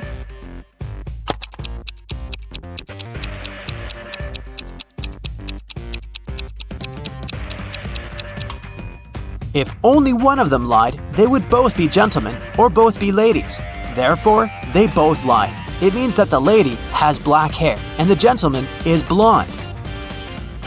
Can you spot what's wrong in this picture?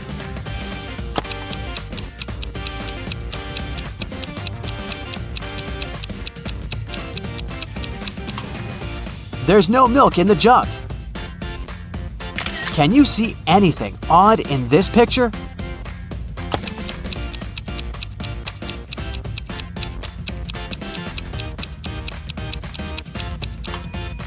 The image in the mirror is not reflected. Can you spot a vampire?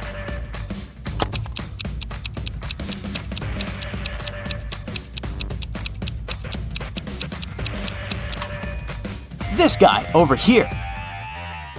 Fiona is a young witch. She finds these 4 portals in a haunted castle. Fiona chooses one of the portals and enters. You can hear city noises from the first portal. You can hear sea waves from the second portal. You can hear leaves rustling from the third portal. And bells are ringing from the fourth. Which portal did Fiona enter?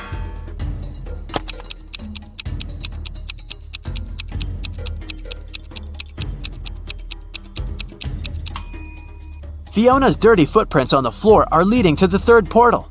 Don't mind the different sounds, this could just be a magic trick. Billy finds himself on the roof of a skyscraper that is about to crumble.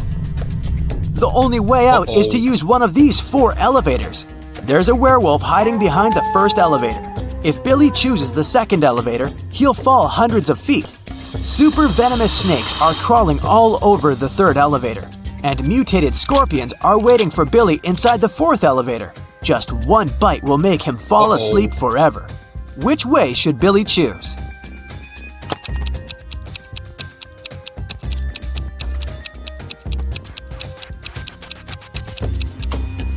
The first one. Take a look at the sky. The moon is not full, so the werewolf is harmless. Rachel meets 3 of her former school friends in the parking lot. All 3 want to impress Rachel, so they begin to discuss their new cars.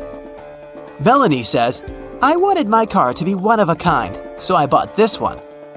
Peter says, "Since I'm a beginner, I purchased the cheapest used car." And finally, Samantha says, "I bought a large car because I have a big family." Rachel spots a liar right away. What about you?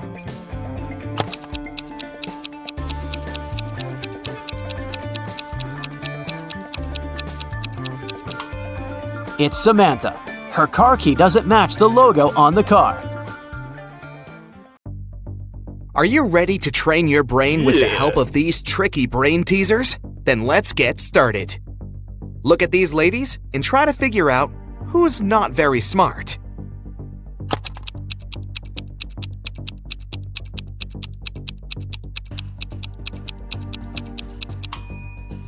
Even though the first woman looks as if she's about to touch a hot iron, the device is actually unplugged, so she won't hurt herself. The second lady, though, is about to touch a heated waffle maker. Oh no! John's parachute hasn't opened, and he's now plunging toward the ground. Does he have higher chances of survival if he falls into a lake or on a haystack?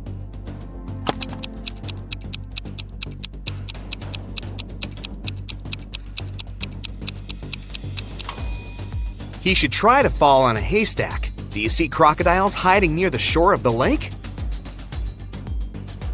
What do you think is more dangerous in this situation? A bear or a swarm of bees?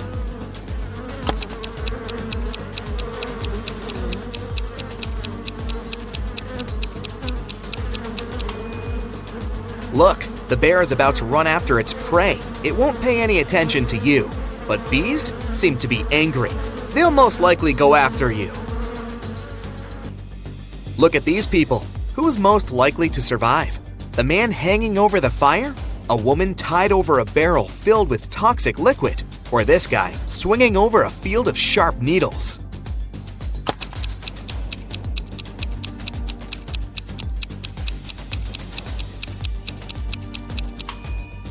The woman hanging over the barrel with toxic liquid is the one who will survive. Look, there's a hole in the barrel, and the liquid is leaking out of it. The woman just needs to wait until the barrel is empty and untie herself. To get out of the locked room, Jeremy had to crack this puzzle.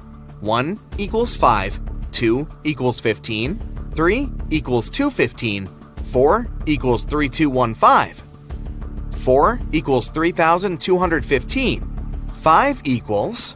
What number is hidden under the question mark?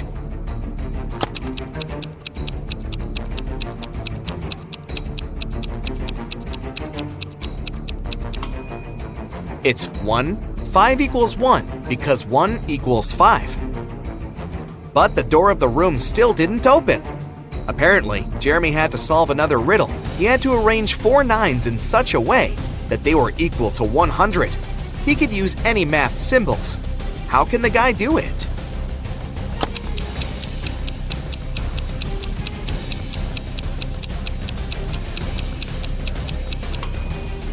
Jeremy figured out the correct answer pretty fast. 99 plus 9 divided by 9 equals 100. You're crossing a railroad bridge when you spot a train coming toward you. The bridge is built over a lake swarming with crocodiles, so jumping into the water is out of the question. How can you survive in this situation?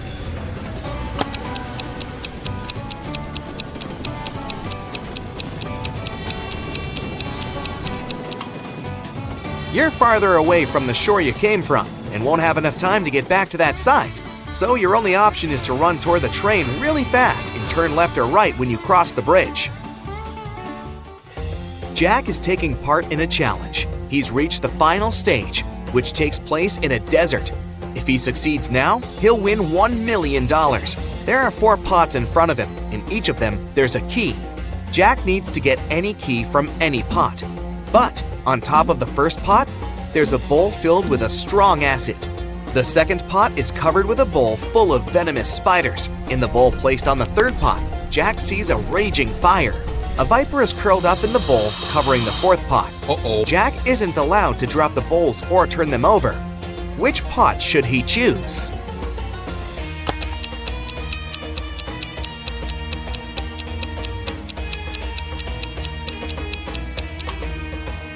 The guy should choose the third bowl. He can put the fire out with sand. He's in the desert after all, and get the key. David's company develops apps for smartphones. Right now, he's looking for a designer. He's got hundreds of resumes, but he's chosen just 3 of them. Angela's resume says, "I'm 23 years old, I don't have a lot of experience, but I'm a fast learner and have already designed similar applications." Helen wrote in her resume, "I'm 26 and have 4 years of work experience. You should hire me because I've created lots of TikTok stories that have gone viral." And Eric's resume claims he's 28 years old with 7 years of work experience. He's designed tons of apps and he's been working for Google since the company was launched. David can only hire 1 person, but it's okay because 1 applicant hasn't lied in their resume. Who is it?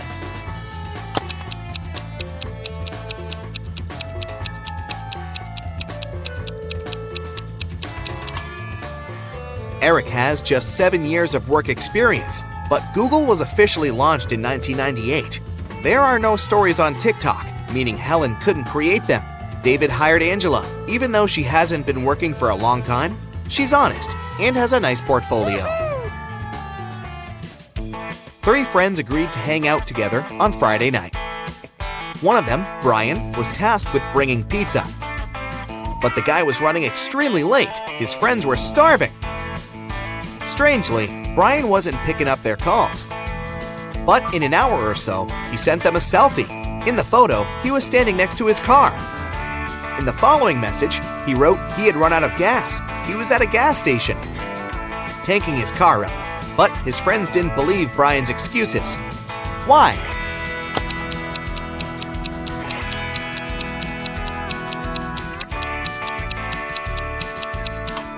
In the picture, it's clearly seen that the guy has got an electric car. It doesn't need gas. Mark told his wife he was going on a business trip to Canada and asked her to pack his bag for him. It was winter, so his wife packed a pair of very warm socks, a scarf, and a knitted hat for Mark. When Mark came back, he said that his business trip was successful. Then he asked his wife why she hadn't put his toothbrush and toothpaste in his suitcase. The woman immediately understood that her husband was lying about going on a business trip. How did she figure it out?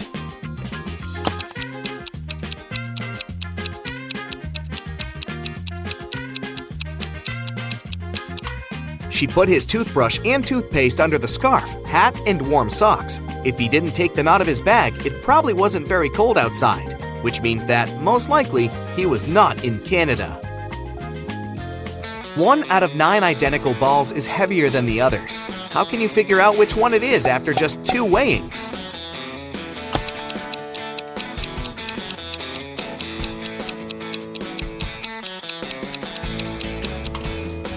You need to divide all the balls into 3 groups and weigh 2 of them. That's how you can figure out which group contains the heavy ball. After that, you should pick 2 balls from the heaviest group. Weigh one against the other, and you'll understand which ball of the 3 is the heaviest. There was a blackout in the city, but the bus driver still noticed a dog on the road and managed to stop in time and avoid hitting the animal. How did he do this?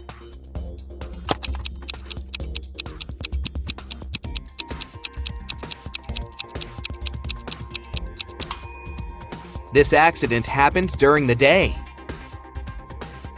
You have 6 glasses standing in a row on the table. The first 3 of them are filled with water, and the other 3 are empty. You need to move just 1 glass to arrange them in such a way that full and empty glasses alternate. How can you do it?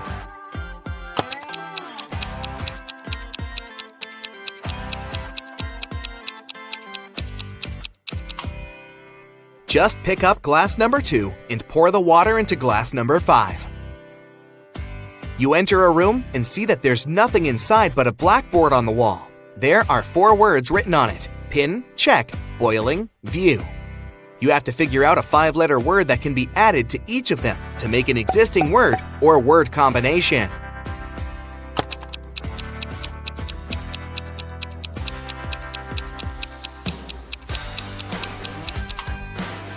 Have you realized that the necessary word is point? Then you'll get pinpoint, checkpoint, boiling point, and viewpoint.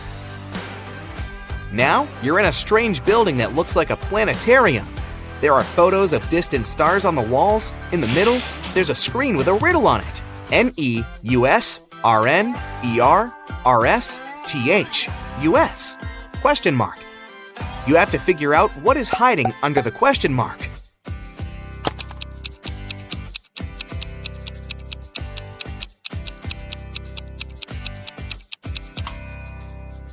If you've realized that the correct answer is RY, congratulations! The list is made up of the last 2 letters of the names of the planets of the solar system, in the order from Neptune to Mercury, Neptune, Uranus, Saturn, Jupiter, Mars, Earth, Venus, Mercury. 2 daughters and 2 mothers went out to a cafe. Each of them ate a slice of pizza, but strangely, only 3 slices were eaten. How come?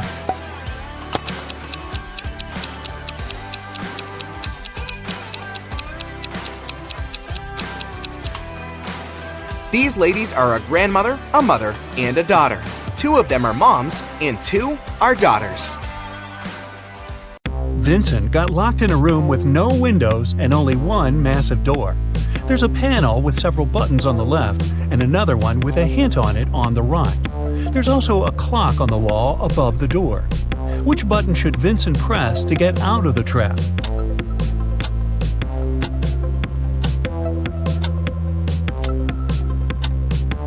The green triangle. The numbers on the panel represent hours. If you connect them on the clock face, you'll get a triangle. The door opened and Vincent got into a dimly lit hall. There, he saw one more door, but this time, both the lock and the key were hanging together on the same chain.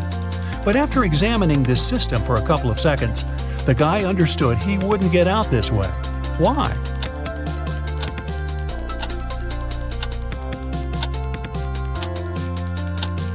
The key has a different pattern. It won't fit in the lock.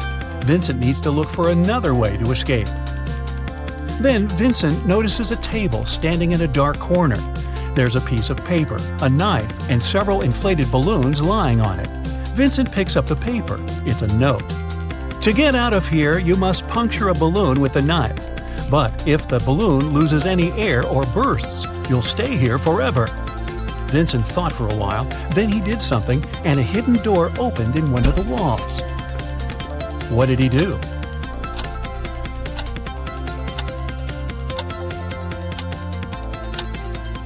He let the air out of one of the balloons. After that, he easily punctured it with a knife. Detective Marcus and another passerby became witnesses of a car accident. A man, hit by a minivan, was lying on the ground, unconscious. Marcus rushed to the nearest cafe to call an ambulance. When he got back, the passerby told him the man had turned onto his back but hadn't come to his senses.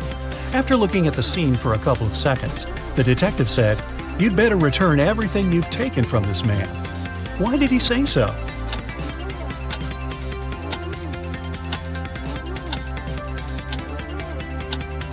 When they saw the man first, only one button was buttoned on his suit jacket, but now it's already 2 buttons. The passerby must have opened his jacket to look for the wallet and then buttoned it up incorrectly. Look at this picture and try to figure out who is an alien in disguise.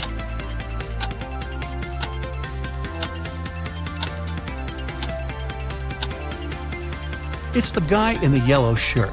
He's eating a banana, but he hasn't peeled it before biting on it. He probably sees this fruit for the first time. 3 famous detectives came to a coffee shop to discuss a tricky case. A waiter came up to them and asked, "Does everyone want coffee?" The first detective said, "I don't know." The second detective answered, "I don't know." And the third detective said, "Yes." Do you know what the first 2 detectives ordered?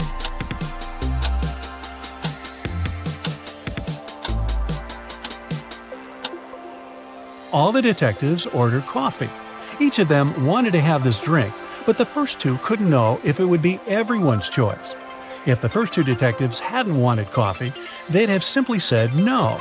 So, when the third detective heard the replies of his colleagues, he figured out both of them wanted coffee. And since he was also going to take a cup, he said yes. Ralph, Willie, Amber, and Grace are in a museum room. Someone stole a priceless exhibit from this room several hours ago. Ralph, Willie, and Amber claim they have nothing to do with the crime, but the detective doesn't believe them. They all get arrested and taken to the police station. Only Grace, who hasn't answered the question, is free to go. Why?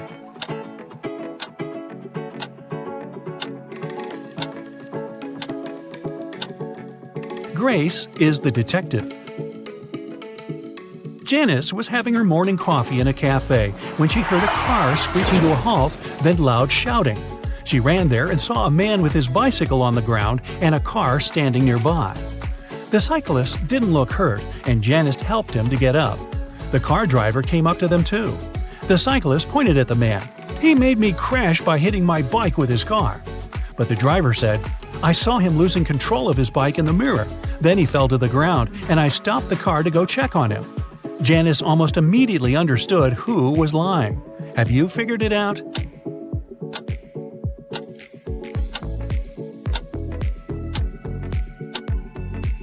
The car doesn't have side mirrors. There are also lots of things in the back seat. They block the view of the road. So the driver couldn't have seen anything in his rearview mirror either. He's lying. One wealthy businessman was famous for always wearing a white hat. But one day, he came to his office with a bunch of fruit on his head. His employees were shocked, but they didn't dare to question the man. The situation repeated the next day. On the third day, the businessman's secretary plucked up all his courage and asked what was going on.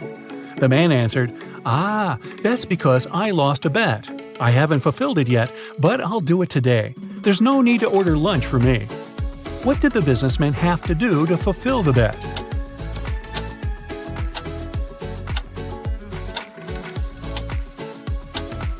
When he made this bet, he said, "If I lose, I'll eat my hat." Detective Mark Darson suspected one man of committing a crime. He decided to stake out his house. Not too far away, he spotted an artist setting up her easel.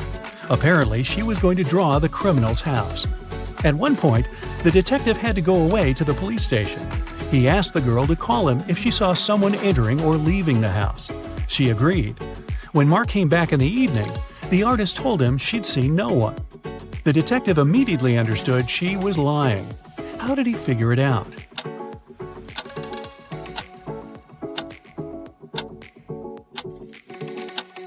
When he was leaving, all the windows in the house were closed.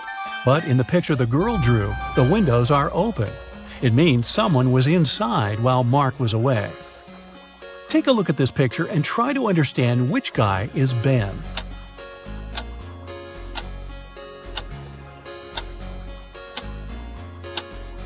Ben is the guy looking for something on the floor. He's the only one not wearing his shoes. That's because they're still in his locker. You've got a sack filled with coffee beans. You need to use this coffee to completely fill 2 other sacks of the same size. How can you do it?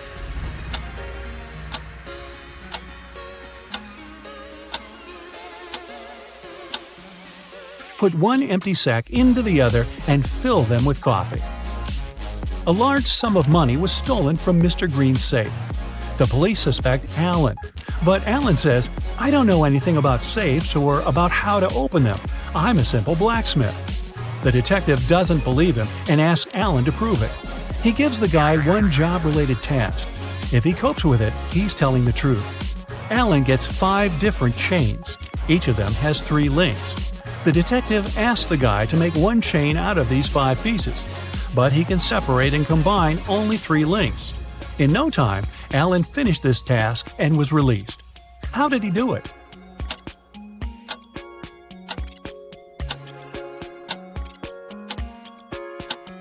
Alan separated 3 links of one chain and used them to connect the remaining 4 chains. Can you move just one matchstick to make a square?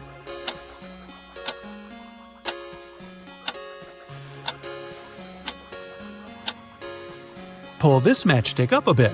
Here's your perfect square. Mr. Bernard, a famous inventor, lived on the 6th floor of an apartment building. After long months of work, he finally created a time machine. He packed lots of food, water, and other necessary stuff and was ready to test his invention. He set the timer so that the machine took him 500 years back into the past. Mr. Bernard was about to press start when a thought came to his mind. He took the mechanism and carried it to his garage that was on the 1st floor. Why?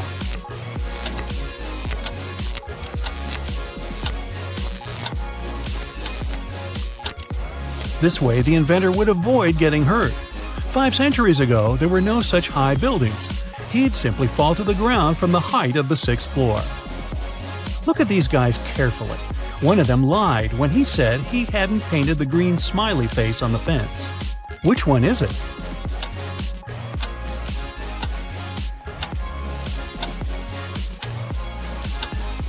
It's the guy on the left.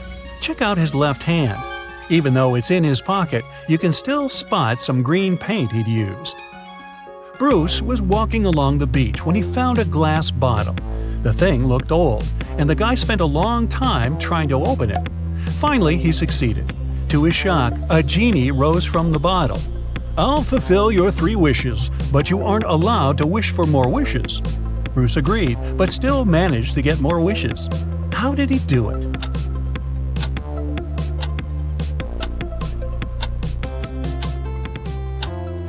His first wish was that the genie allowed him to ask for more wishes.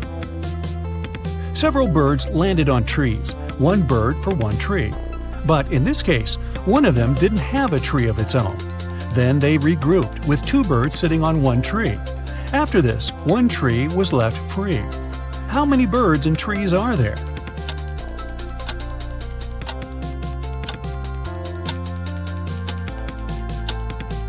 There are 4 birds and 3 trees.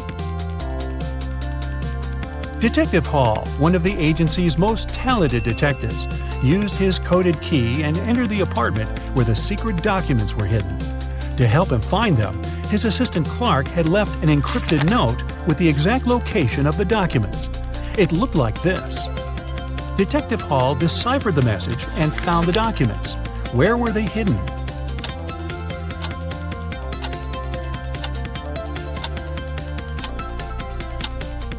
The note says, "Under the carpet in the studio." The detective just read it backwards and ignored the spaces between the words. Uh-oh, someone stole expensive jewelry from Mrs. Doris's hotel room. It happened at around 6 a.m. When the police came, the hotel owner told them that there was a heavy snowfall early in the morning. It destroyed all the evidence. Suddenly, one of the police officers spotted an infamous criminal. He had been accused of committing several burglaries, but always managed to get away with it. The man denied being at the hotel at that time. "I only came a half hour ago," he claimed. The police officers immediately understood he was lying. How?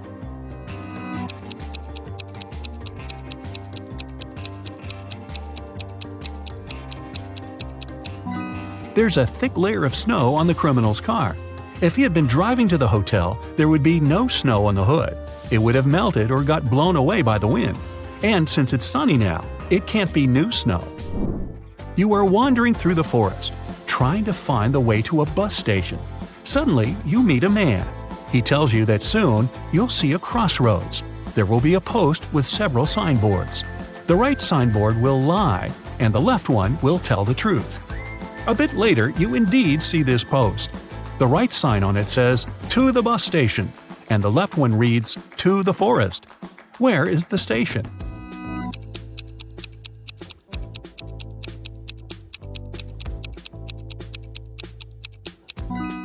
If the right sign lies and the left sign will lead you back to the forest, go straight and you'll get to the station.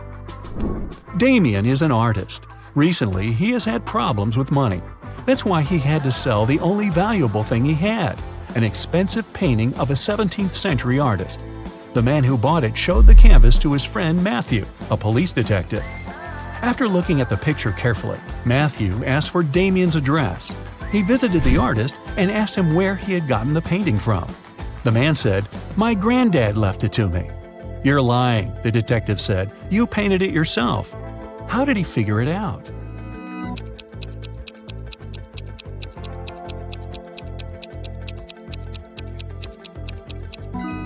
There are electrical power lines in the picture, but they didn't exist in the 17th century. The police found out a diamond smuggler was going to leave the country through the largest airport in the city. They didn't know who it was and where this person was flying.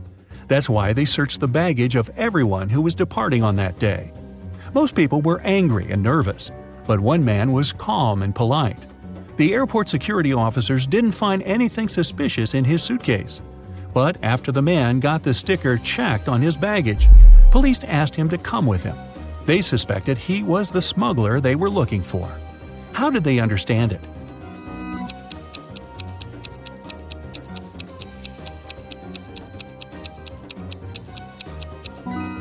While the security officer was putting the sticker on his suitcase, the man surreptitiously put his coat inside. The diamonds must be hidden in this coat.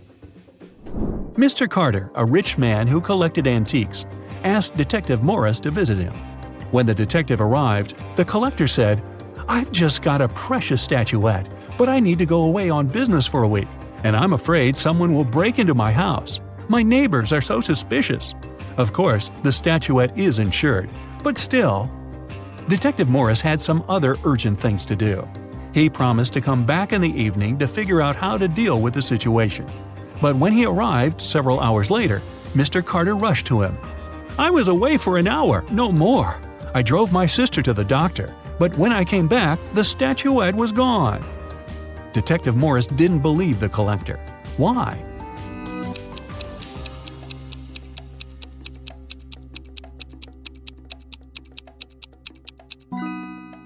When he left the house in the afternoon, he noticed an apple lying in front of the left part of the gate. It's still there.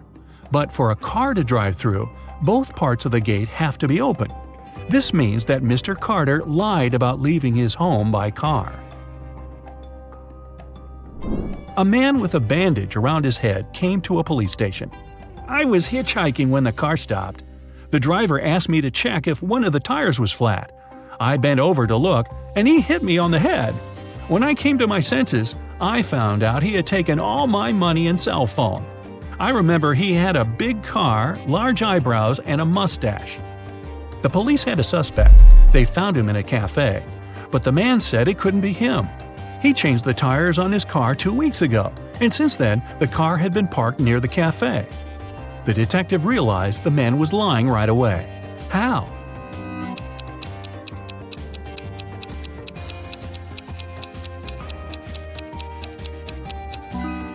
There's a no parking sign near the cafe. No car could be staying there for 2 weeks. Mr. and Mrs. Williams had to go on a business trip. It was a sudden and urgent matter. They didn't have time to take the money they had to the bank. That's why they decided to hide it under the doormat. When they returned, the money was gone. 3 people visited the apartment while the owners were away. The Williams' neighbor, he helped them fix the TV. A housekeeper came to clean the apartment. and an electrician visited to deal with some lighting problems. Who took the money?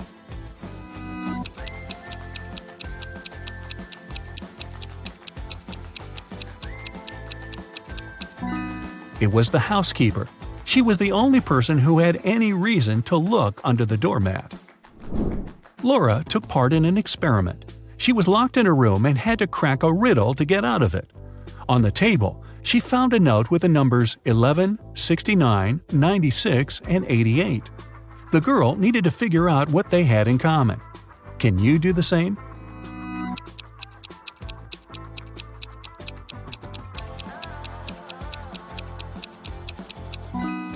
All these numbers can be read in the same way if you position them upside down.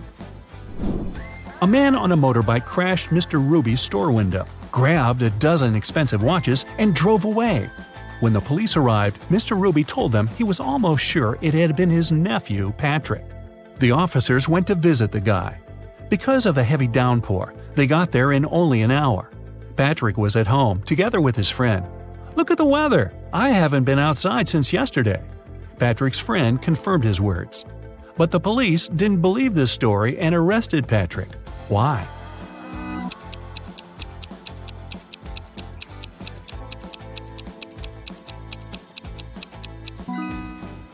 The guy's helmet is hanging on his motorbike.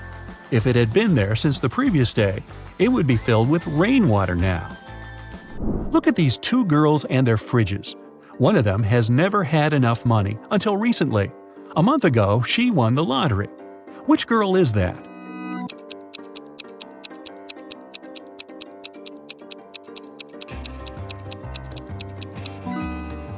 It's the girl on the left. High heels, a flashy dress, and a fridge filled to the brim.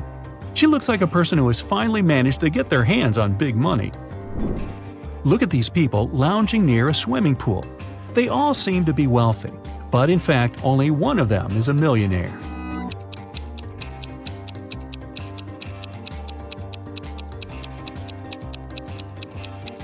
The girl sitting under the palm tree is wearing a lot of gold jewelry. But all this gold is fake. It leaves greenish marks on her body.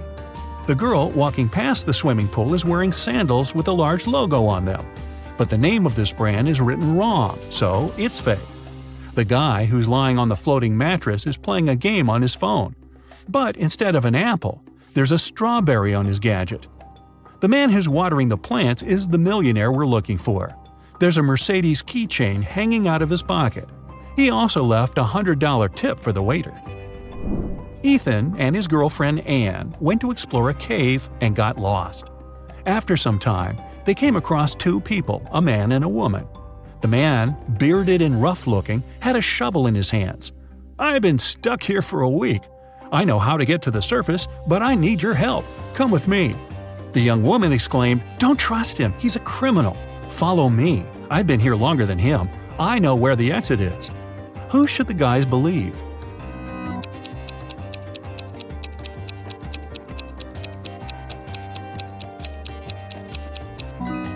Ethan and Anne decided to follow the man. If the girl had been in the cave for more than a week, why does she look so tidy and has fresh flowers in her hair? Several gold bullion bars were stolen from a bank.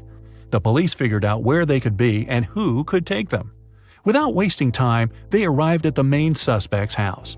But since they were in a hurry, they forgot to bring a warrant. The man told them he wouldn't allow them to search his house. "Come back with a warrant and we'll talk." An hour later, the police officers came back with the needed document. They thoroughly searched the house and garden but didn't find the gold. Suddenly, one of the officers exclaimed, "I know where he hid the gold." Have you figured it out?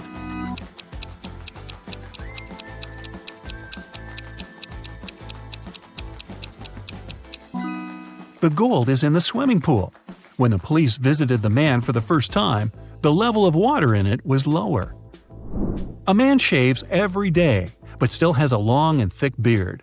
How is it possible?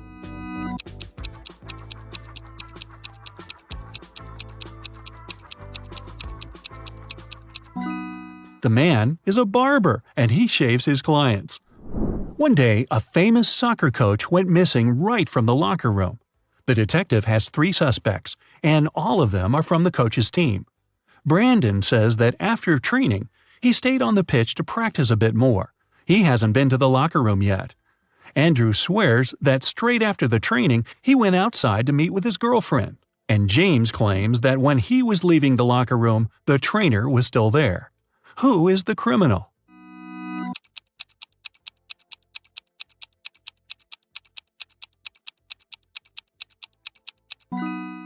It's Andrew. He said he hadn't been to the locker room yet, but he's wearing not the uniform, but his street clothes. 5 people were asked to step over a pencil that was lying on the floor, but for some reason, none of them managed to do it. Have you figured out why?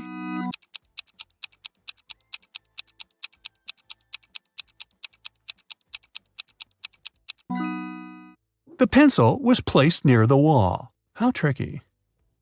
A mad scientist caught Larry and locked him in a small room. There were no windows, and the door was locked. But there was a note on the table. It was from the scientist. JFMAM ... JASOND. Guess the missing letter, and I'll set you free.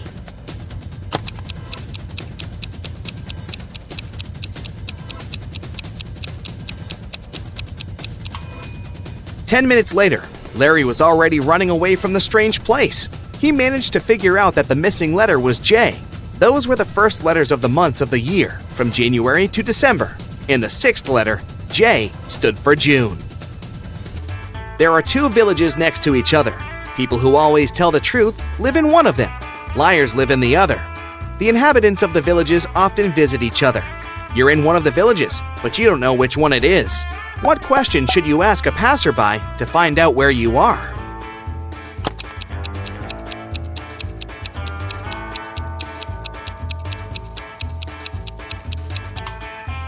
Ask them, "Are you a guest here?" If they answer yes, you're in the village of liars. If they say no, you're in the village where honest people live. Brian came to his senses on the floor in his living room. He was unharmed, but couldn't remember a thing. Suddenly, 2 young women entered the house. They looked exactly the same. When they found out what had happened, each of them started to claim that Brian was her husband. Can you help the guy figure out which of the women is his real wife?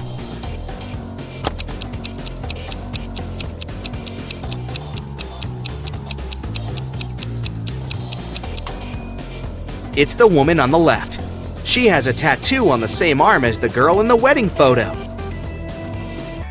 Megan was 21 on her last birthday, but she's going to be 23 on her next one. How is it possible?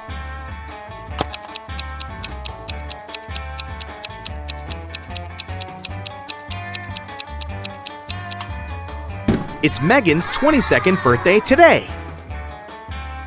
Sandra's boyfriend went on a business trip to New York. Soon, the girl got a weird text message from him.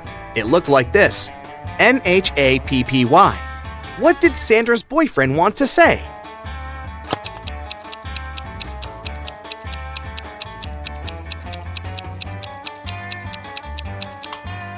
The message means, "Unhappy without you." Now how about solving this rebus puzzle? NEA, friended. What can it mean?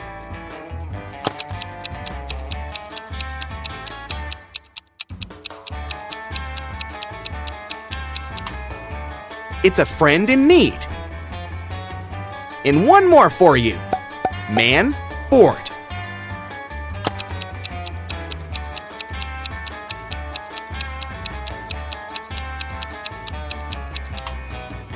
It's man overboard. Great job. Now let's see how attentive you are. Look at this image. Who's not from Earth?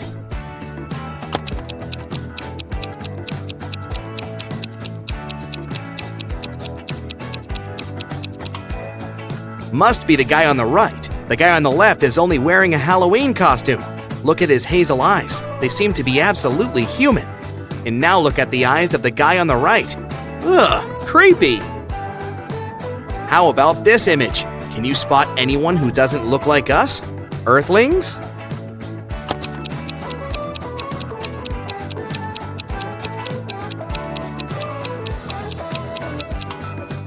It's the lady on the left. Have you noticed a couple of extra eyes hiding in her hair? These drivers are about to take part in a race. Which of them is from another planet?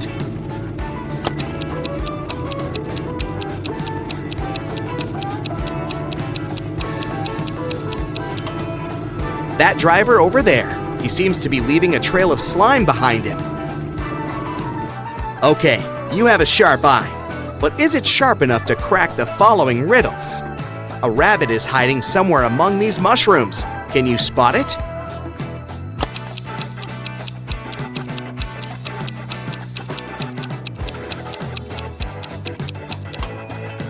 It chose one of the largest mushrooms to hide behind. At first sight, there's nothing unusual here. But what if you examine the picture more attentively?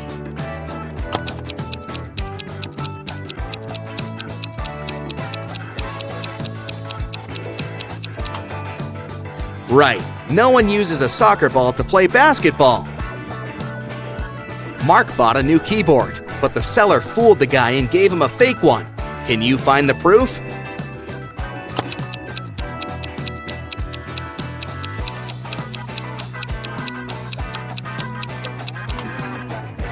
The keyboard has 2 8s, but no 9s.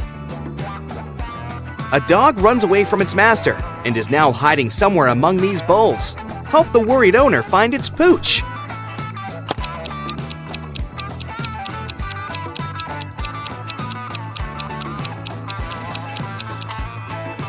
Gotcha! Similar, but not the same. How good are you at math? Let's figure it out. How much will a 50-degree angle measure if you look at it through a microscope that magnifies 5 times?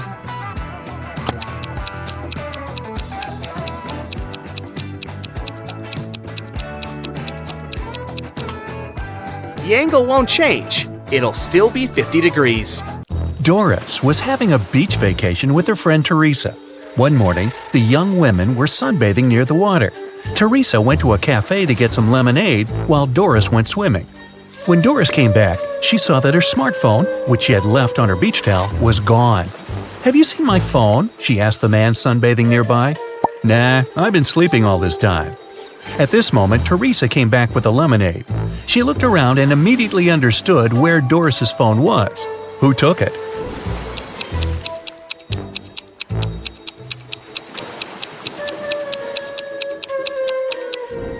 It was the man, all right.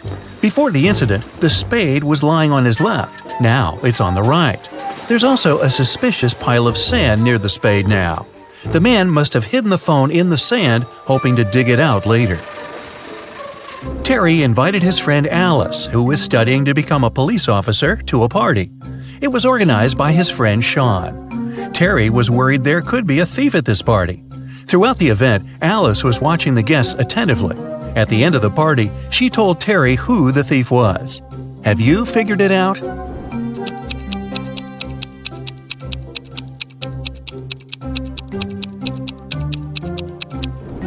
It's the host, Sean.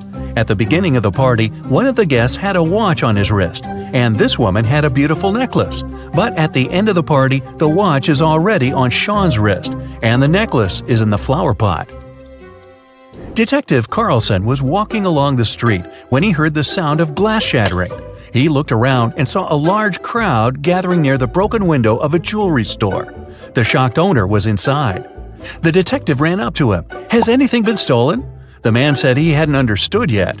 But then Carlson exclaimed, "Sorry, I've got a thief to catch," and rushed away. What did he see?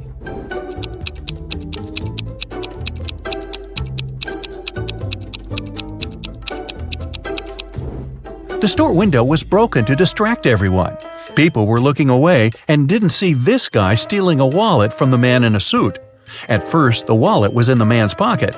Now the thief is rushing away, the wallet in his hand.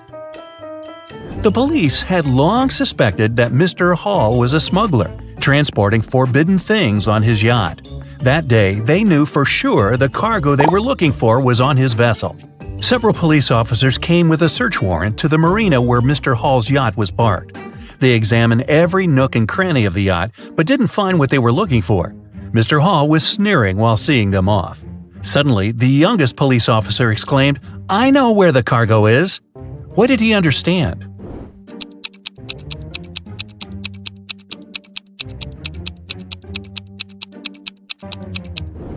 The cargo could only be underwater. Wrapped in a protective cover, it was tied to the anchor. Look at these guys carefully. One of them is not living alone. Who is it?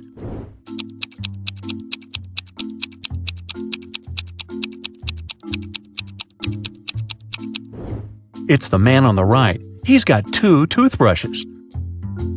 Austin, a rich businessman, brought very important documents to his office. But he had a meeting and needed to leave for several hours.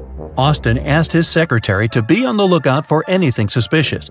His competitors could try to break into his office to look at the documents. When he came back, his secretary told Austin everything had been quiet. But when the man looked around, he realized someone had been inside his office. The secretary eventually admitted having fallen asleep while Austin was away. How did the businessman understand someone had visited his office?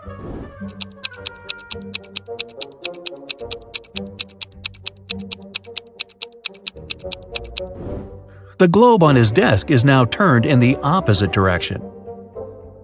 William, a successful businessman, was having dinner at an expensive restaurant. At one point, he went outside to make an important call. When he returned, his case with money and documents was gone. The thief could only be another customer. When the police arrived, they questioned everyone who was in the restaurant. Karen said she had been writing a new chapter of her book. Paul said he had been waiting in a line to get to the bathroom. Donna had already paid for her coffee and was putting on her coat. And Robert was having a video call with his girlfriend. It didn't take detectives long to figure out who the thief was. Do you know it?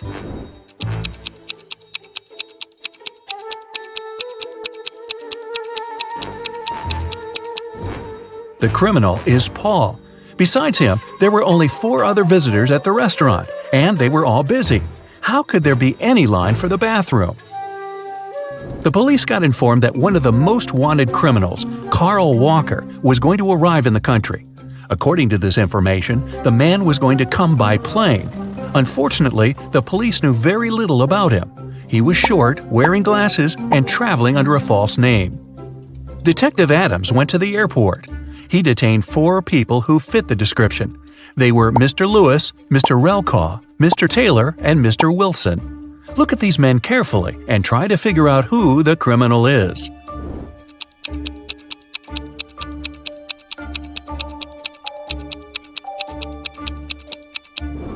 It's Mr. Relkaw. His last name is actually the criminal's last name, Walker, but with its letters reversed. A detective is looking for an important witness. Without them, she won't be able to solve a complicated case. The only thing she knows is that the witness is left-handed. Look at these people and help the detective choose the person she needs.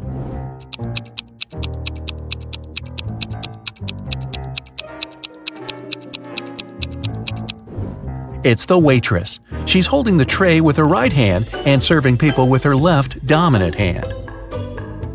Look at these princesses and try to figure out which of them is the fake one.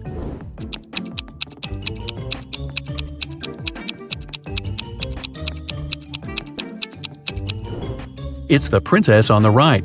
The tiaras of the princess on the left and the one in the middle have a reflective shine to them. You can see they are made of precious metals.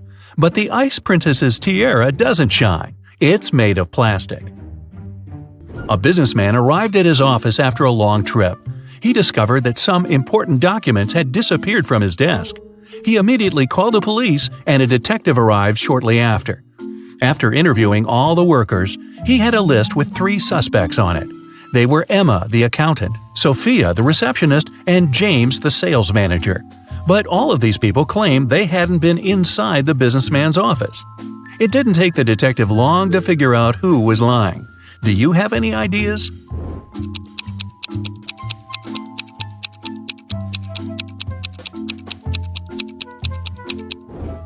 The thief is James. Both women wear high heels in the office, but the footprints on the floor are obviously left by a pair of sneakers. An elderly lady called the police. She told them someone had sneaked into her house while she had been asleep. The intruder took away the money she kept hidden in her kitchen cupboard. The woman was sure it was one of her neighbors.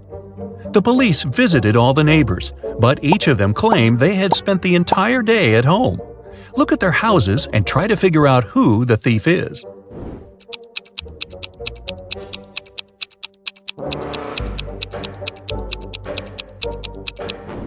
Rick is lying. He wasn't at home. His car was parked near the house already after the snow had built up on the driveway. Look at these people carefully. Who does this dog belong to?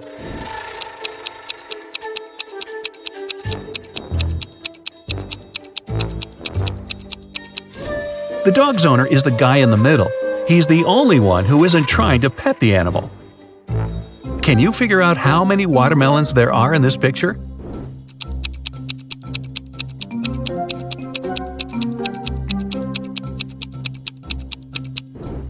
Five. Gloria failed her math test. Luckily, her professor was an understanding woman. She offered a deal. If the girl cracked 3 riddles, she'd get a good mark. Of course, Gloria agreed. The first task was to figure out the answer to the equation. Can you do the same?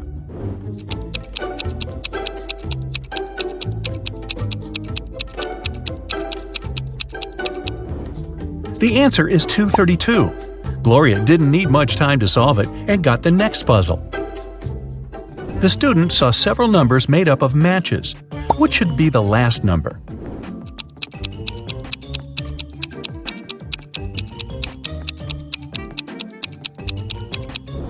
The last number should be 1. After every step, the number of joints goes down by 1. And finally, the teacher gave Gloria several pool balls. Use only 3 of them to make this equation true. After a couple of minutes, Gloria figured out the way to do it. Do you know what she did?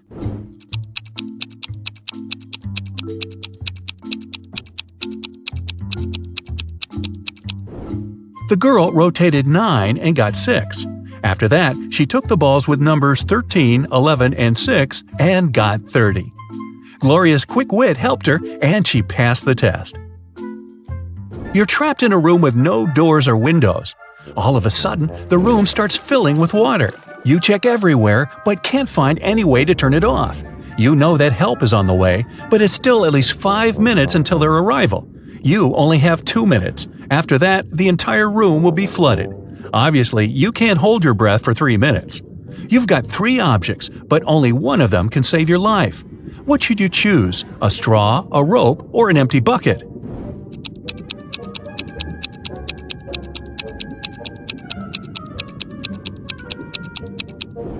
You should opt for the bucket. Put it on your head. This will create an air pocket, and you'll be able to breathe for a couple of minutes until help arrives. You've got lost in a desert. It's already dark, but bright moonlight illuminates the surroundings. At one point, you see a tower, but an evil wizard is looking out of the window. He tells you, "If you want to save your life, solve my riddle. You need to figure out the height of this tower." You look around and see nothing but several fallen tree branches. There's also a watch on your wrist and your own shadow. What can you use to figure out how high the tower is?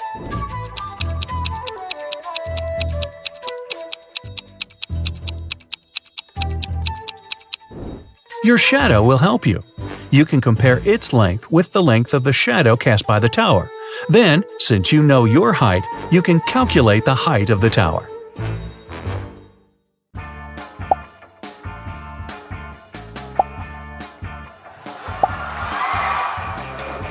Emma came to the office on Monday and found out that someone had deleted an important report from her computer. She knew that in the company there were 3 people who would be happy if she lost her job. Emma loved reading detective novels and even wanted to become a private detective when she was younger. That's why she knew she had to question the suspects.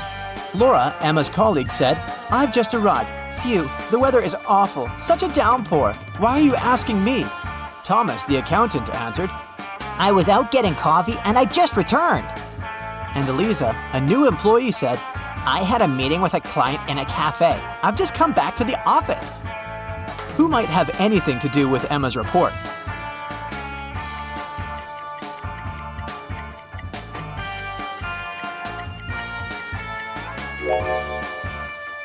Eliza, pay attention to the suspect's feet. Thomas's and Laura's shoes are wet. They got caught in the rain, but Eliza's high heels are perfectly dry. She must have lied about going out to meet with a client. Emma found this strange. To confirm her suspicions, she decided to watch Eliza, but the very next day, the girl disappeared, along with some very important documents. Emma's boss asked her to help him return the documents. He didn't want to inform the police yet. Despite all, Emma was happy. She could fulfill her dream of becoming a detective. Eliza's computer was protected with a password. After an hour of failed attempts, Emma finally noticed a piece of paper on the floor under Eliza's desk. She picked it up. I'm made up of two words joined together. I'm a dish. My first half is a famous genre. My second part is a grain. What am I? The answer to this riddle might be the password, but what is it?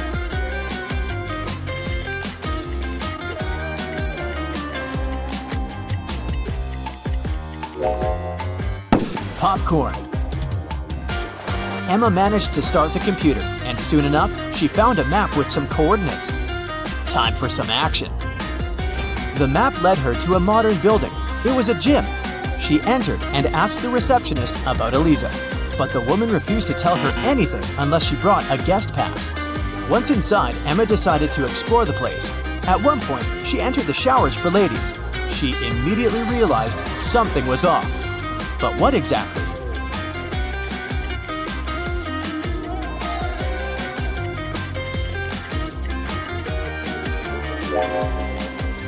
See that man reflected in the window? Who is he, and what is he doing here? Emma was about to run out of the showers when everything went black. When she woke up sometime later, she realized she was in a small room without windows. There was a door with a combination lock. In her hand, she was clutching a note. Spelled forward were those rodents that terrify you. But what you need is spelled backward. You can't touch it, but you can see it at night. What is the password?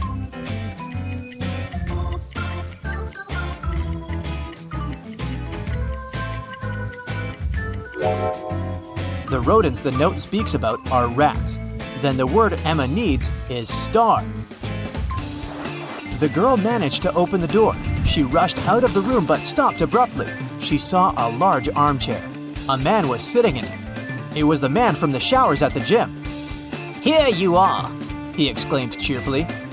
I admit that at first I wanted to bring your boss down, but I've changed my mind. I want to play now. If you crack all my riddles, I'll give you the documents and let you go. Emma had nothing to do but agree. The man said, "See, I have a room filled with gold.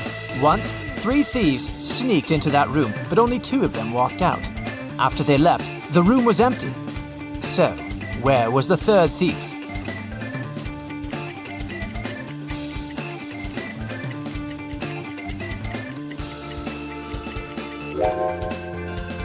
The 3rd criminal was in a wheelchair. He didn't walk. He rolled out of the room. Luna found her cousin, Mia, poisoned in her room and called the police. Detective Callum asked Luna what had happened. She said that she was walking past Mia's house when she saw that the light in her room was on. She walked to the window to see if Mia was there and saw her on the floor. She had a key, so she walked into the house and called the police. She didn't touch anything so that they could investigate what had happened. Detective Callum arrested Luna. Why?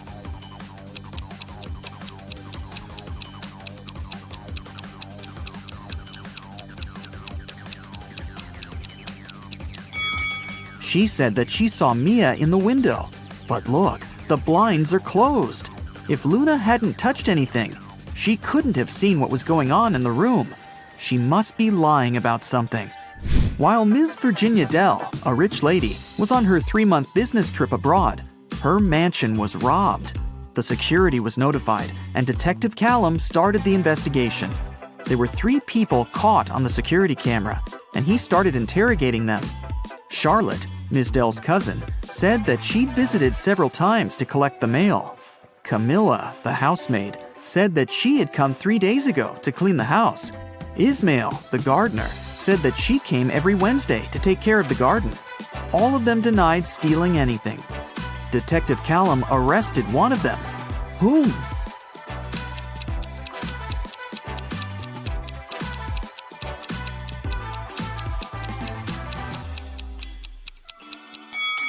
Camilla, the housemaid. She said that she had cleaned the house 3 days ago. But look at the house. There's dust and dark stains. It doesn't look like the house has been cleaned recently, so she probably lied. Abigail stayed late in the office because she had a lot of work to do. She left the room to get some snacks and a coffee. Half an hour later, she returned and found out that someone had stolen her wallet, so she called the police. Detective Callum interrogated 3 people who were still in the office.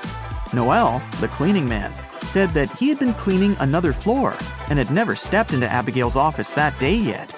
Sonia, the accountant, said that she had been talking on the phone with her mom.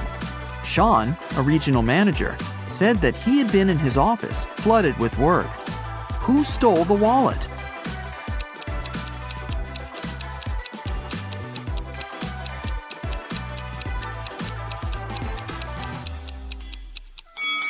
No one. Detective Callum figured out that since Abigail went to get snacks and coffee, she must have had her wallet with her. He just recommended she should get some sleep and stop overworking.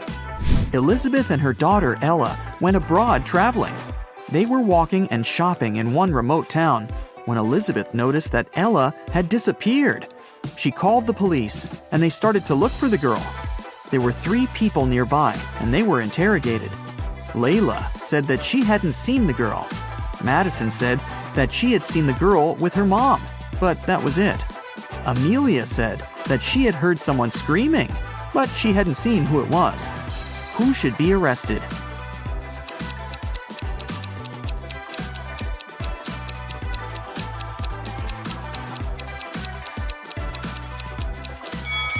Layla. Look, she's carrying Ella's purse.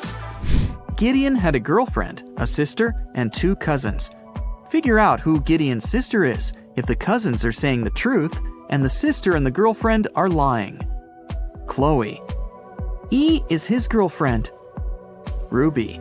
Chloe is lying. Skylar. Ruby is lying. Lily. Skylar is not his sister.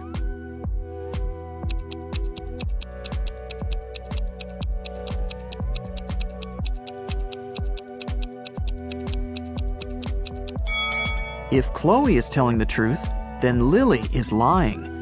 Then Skylar is his sister, who's also lying.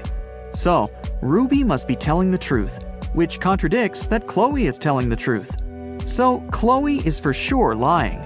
Then Ruby is telling the truth, and Skylar is lying. So Lily is telling the truth. 2 liars are Chloe and Skylar, and they're Gideon's girlfriend and sister. Lily says that Skylar isn't his sister. So Skylar is his girlfriend, and then Chloe is his sister. Scarlett just moved into her new apartment 3 days ago.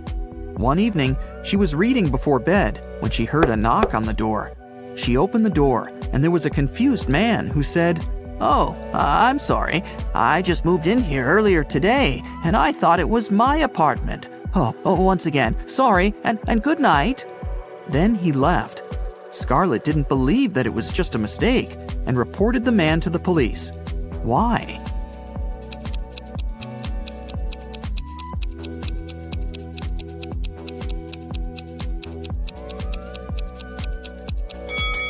The problem was that the guy had knocked. If he had really thought it was his room, he would have tried to open it with his own keys. All Becky's shoes are black, except 2. Also, all Becky's shoes are red, except 2. And all Becky's shoes are yellow, except 2. Can you calculate how many shoes Becky has in general?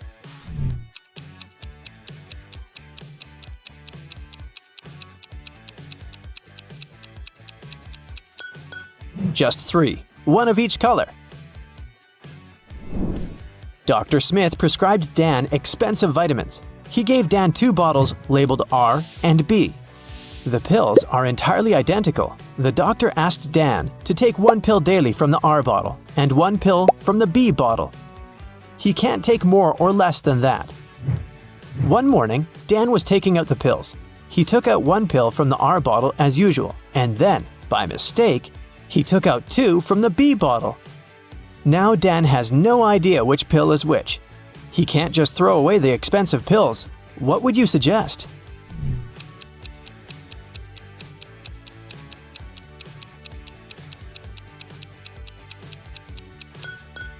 Dan should cut each of the 3 pills in half and put each half in 2 piles.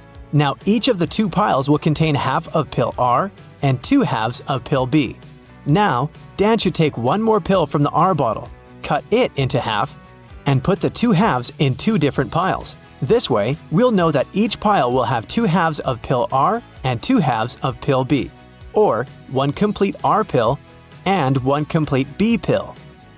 Dan can take 1 pile today and keep the second pile for tomorrow. I am red, but I smell like blue paint.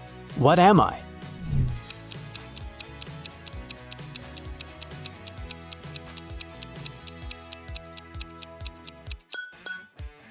Red paint.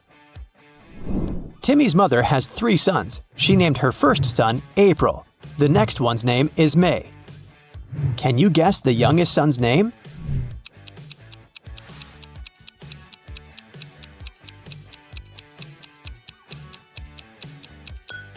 And the correct answer is Timmy.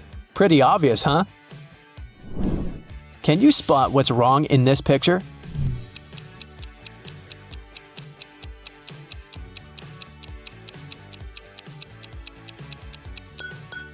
The reflection in the mirrors doesn't match reality. What about this picture? Can you see anything odd?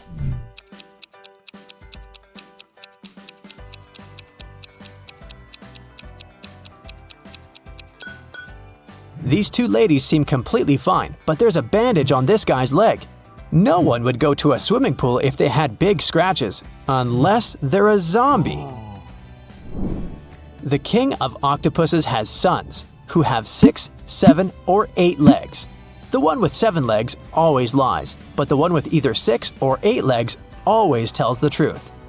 On a certain night, 4 sons meet and chat. The blue octopus says, "We have 28 legs altogether."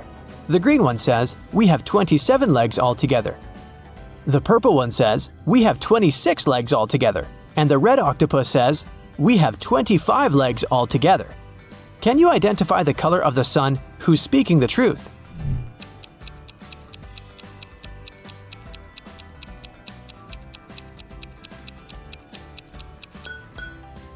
The green sun is telling the truth. To prove it, let us first assume that one of them is telling the truth. Obviously, 3 of the 4 suns lie as they disagree with each other. Let's suppose that the blue octopus is telling the truth. In that case, he has either 6 or 8 legs.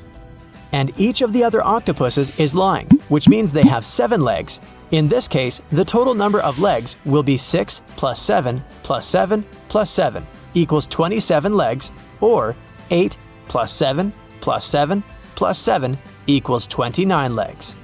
But the blue octopus said that they have 28 legs altogether. Therefore, he lies. Now we can follow the same logic and check the remaining 3 suns.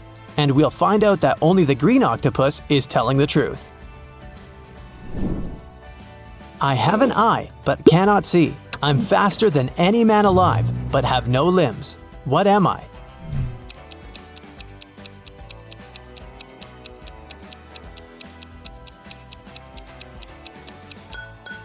The correct answer is hurricane. I know a word of letters 3. Add 2 and there will be fewer. Can you guess the word?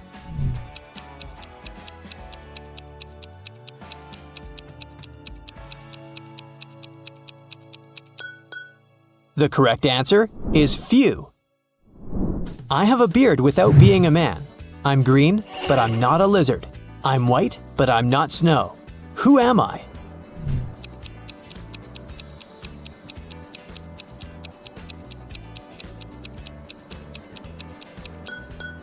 The correct answer is leek. Monica owns a candy store. She sells candy for $0.12 a dozen. How many candy pieces can you get if you have $1?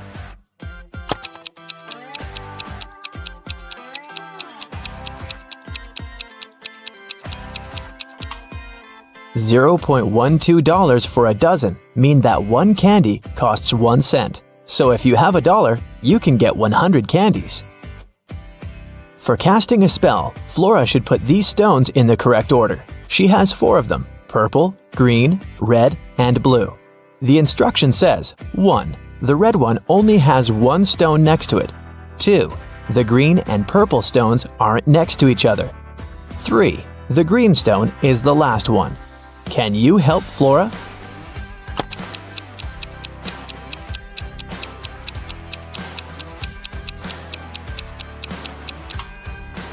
If the red stone only has 1 other stone next to it, then it's either the first one or the last one. But since green is the last one, then red is the first one. If the green and purple stones aren't next to each other, then there's the blue stone between them. So, the correct order is red, purple, blue, and green. It was midday. Kaylin was exploring a big local forest. She found an abandoned mansion and entered it. The door closed behind her back and wouldn't open. Oh no! Kaylin got trapped inside. There were 3 other doors leading to freedom, but there was a catch. Behind the first door, there was a huge pit that would take her miles underground. Behind the second door, there was a magnifying glass that concentrated sunlight and burned everybody and everything that entered. Behind the third door, there was a hungry and dangerous lion that would eat anybody and anything that entered. Uh-oh. How can Kaylin escape?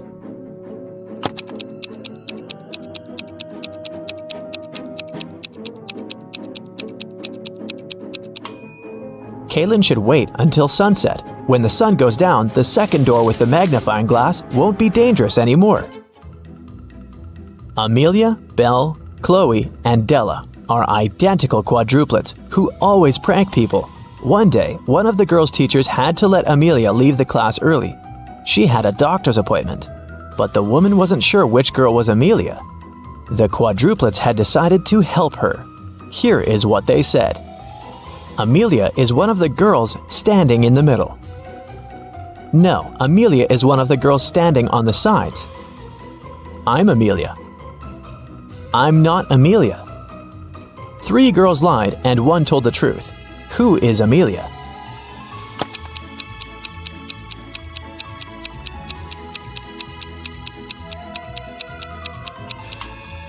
If Amelia is the first girl, then 2 girls told the truth, the second and the fourth ones.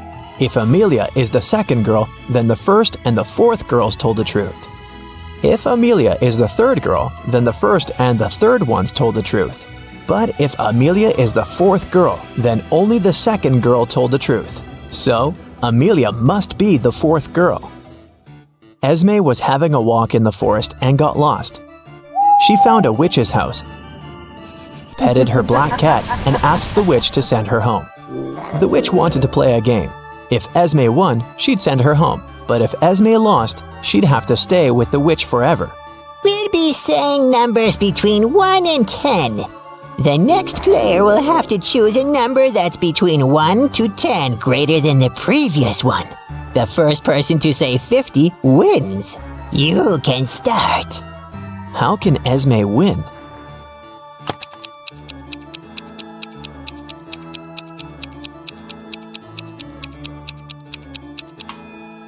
If she wants to say 50, she needs the witch to say a number between 40 and 49. So, before 50, she has to say 39. If she wants to say 39, the witch has to say a number between 29 and 38. So, Esme has to say 28, and before that, 17, and before that, 6. So Esme must start with 6 and then say 17, 28, 39, and 50. Cassidy woke up in a dungeon and couldn't remember what happened to her. She needed to get out, but the door was locked and required a password. Can you guess what the password is?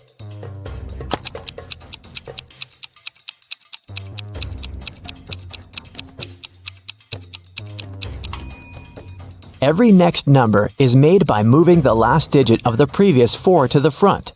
So, the password must be 4728. Mr. Tucker called the police and reported that he had been robbed. Detective Callum arrived at his place and found Mr. Tucker tied up to a chair. Mr. Tucker said that he had been sleeping when someone wearing a mask had broken into the room. They took him right out of the bed, tied him up to the chair, and then took all the savings he was keeping in the wardrobe. When they left, he managed to call the police because his cell phone was in his pocket. Still, Detective Callum didn't believe him. Why?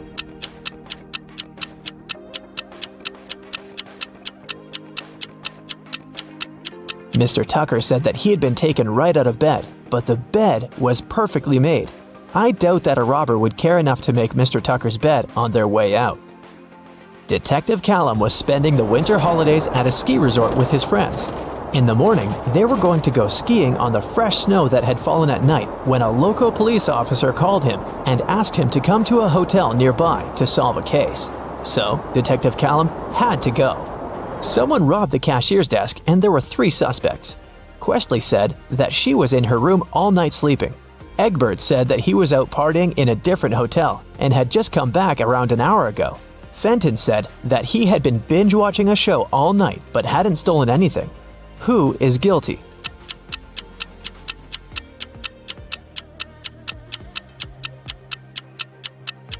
It was Egbert. If he had just returned, he would have left his footprints on the fresh snow, but there were no footprints leading to the hotel as Detective Callum was walking there. And the name Egbert will make anyone suspicious. There was a car accident in the suburbs, and police arrived to investigate the case. The driver went into a cliff right where the road was taking a dangerous turn. The car turned around, and he was pushed out of it and got stuck nearby. He had his cell phone on him, so he was able to make a call. A police officer helped the driver out and asked him to show what was in the trunk. The driver gladly opened it with his keys. In the trunk, there was his suitcase, some instruments, and a spare tire. The police officer said that the accident had been staged. Why?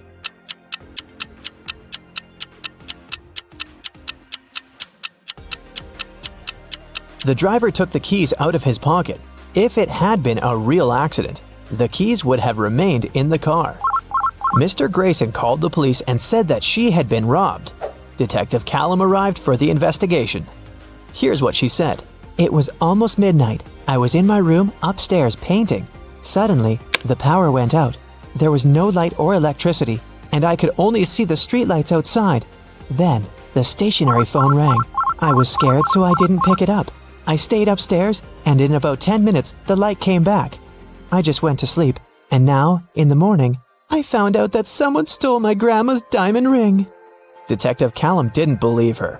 Why?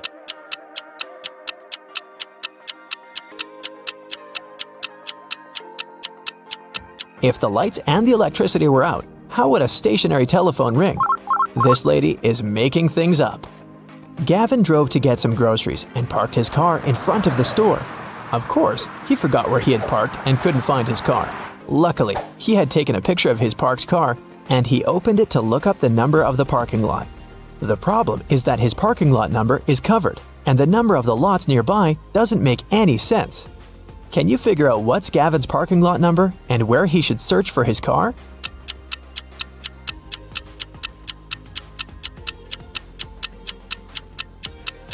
The numbers are just turned upside down in the photo. The numbers are 86 through 91, and his car is parked in 87. Now I have a short logo quiz for you. I'll show you a logo, and you have to tell the company. Here's the first one. Do you recognize it?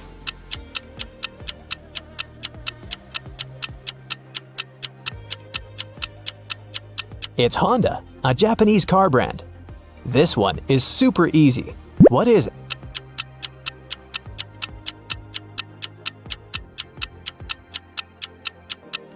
This is Pepsi, of course. What about this cute crocodile? Does it ring a bell?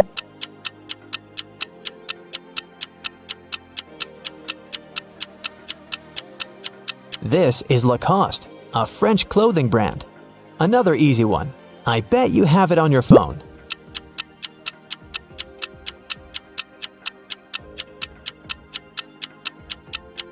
Yes, of course. That's Spotify. What about this one?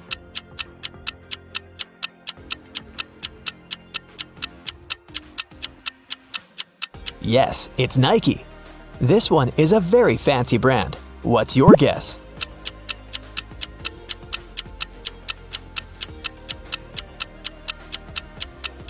That's Louis Vuitton. Okay, another one for you. It's harder, but you've got this. What's your call?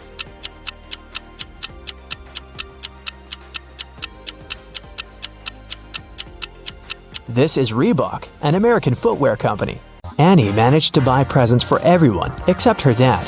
She knew what everyone wanted, but her dad was kind of secretive and not the talking type.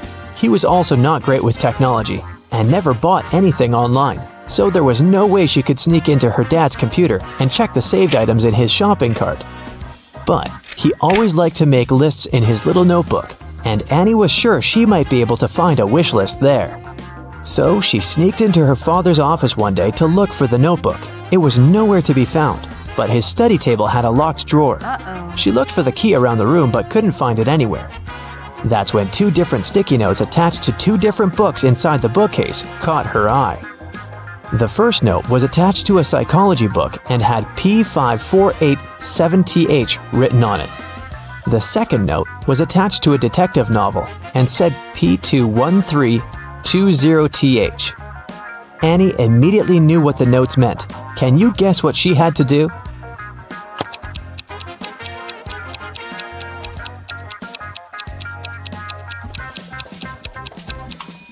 She had to open to page 548 in the first book and find the 7th word on this page. Then, she had to open page 213 in the second book and find the 20th word on that page. The words she found were under and desk. The girl immediately looked under the desk and found the drawer key taped to it. James was walking back to his apartment from work late at night. Suddenly, he was hit on the head and taken away. When he woke up, he found himself in a small room. He tried to escape, but the door was locked with a padlock.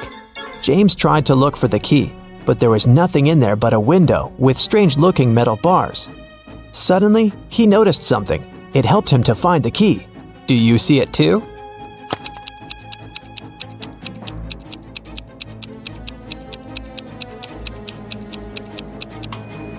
One of the metal bars is different from the others. That one is the key. Giselle was camping in the forest during a night when the moon was full. After midnight, when she was making s'mores by a fire, she heard a loud howl. There was a werewolf in the forest, and it managed to find Giselle's tent because it smelled of food there. Thankfully, Giselle was not in her tent anymore when the werewolf arrived because she had already run away. Hiding behind a tree, she watched the creature eat her s'mores and tear up the tent. When the werewolf left before sunrise, the girl returned to her tent, but everything was ruined. There was no more food or water left. Her cell phone had run out of battery, so she couldn't call anyone. She started wandering through the forest, and soon she came upon a witch's house. When she walked in, she saw the witch and another lady. Giselle asked the witch if she could send her home. The witch agreed to help her on one condition. She would only send Giselle home if she guessed her sister's name. If not, she would turn her into a frog. Giselle knew the answer, but how?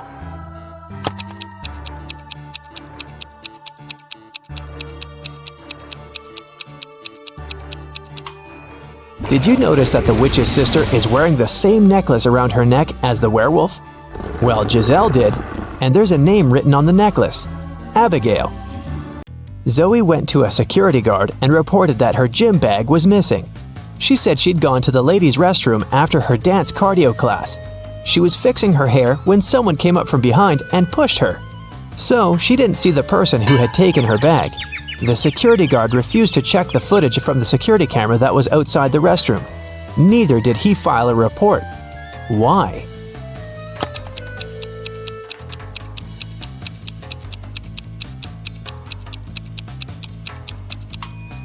Zoe said she was fixing her hair, so she must have been looking in the mirror. If she was telling the truth about someone sneaking up from behind, she would have definitely seen their reflection. So, Zoe probably lied so that she could sue them. Luckily, the security guard was super smart. Several women went missing in a small town. James Darcy and his police team had been searching for months, but they couldn't find the place where the women were kept. One day, when Sandra was jogging, she decided to use another route to get home.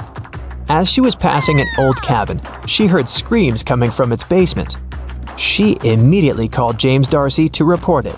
James and his team arrived at the place and busted in. They found there 3 women. They all said that they had been locked in the basement for months, but James knew one of them was lying. The first woman said that her name was Tammy and that she had spent almost 8 months in the basement. The second woman claimed that her name was Hannah and that she had been there for almost 5 months. The third woman told him that her name was Allison and that she had stayed there for about 3 months. Can you tell who the liar is?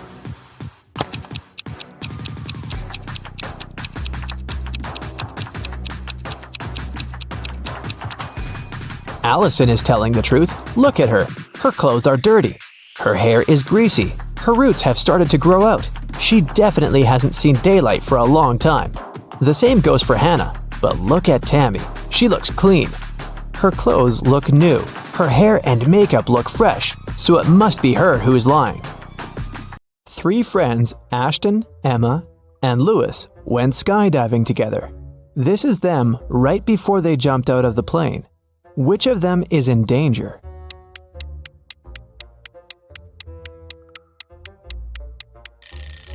Ashton.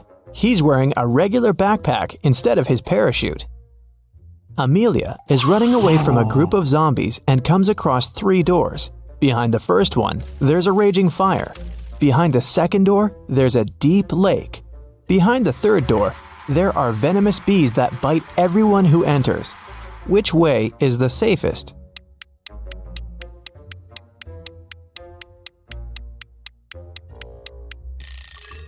I'd choose the second door and then just swim away. It's just a lake. Amelia can probably do it.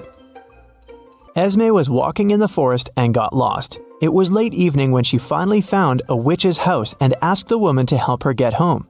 The witch recently got internet access and was shopping online, but there were lots of fake items on the internet and she needed to buy only original products. Unfortunately, she didn't know the correct logos, so she needed Esme's help. First of all, she wanted an iPhone. Which iPhone logo is the original one?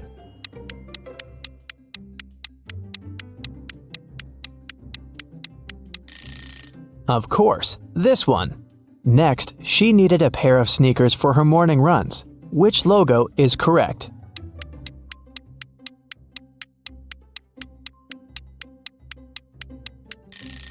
Here it is. Next, she wanted to get a fancy purse. Which Chanel logo is correct?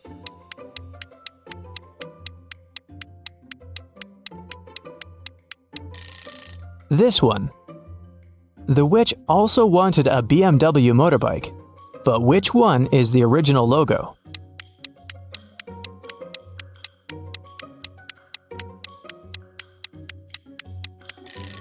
Yep, that's right. When the witch needs gas for her motorbike, what 7-Eleven should she go to?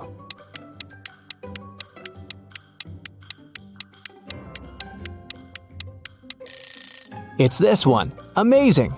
Now Esme can go back home. Evelyn went to a corporate party with her husband. At the party, she suddenly blacked out. When Evelyn woke up in a hospital, she couldn't remember anything. There were 2 men in front of her, and each of them claimed to be her husband. But which one tells the truth?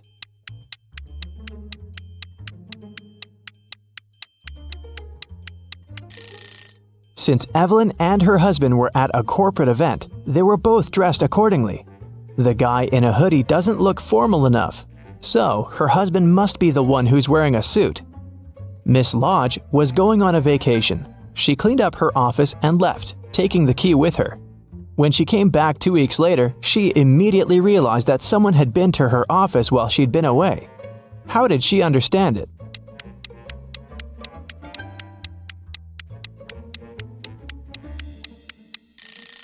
When she left, the window blinds were closed, and now they're open. A group of friends met in the evening for a game night. According to the rules of one of the games they played, they each had to draw a card with a number. Soon, they realized that the number 6 was missing. Since it was a new set of cards, it was weird that they had already lost it.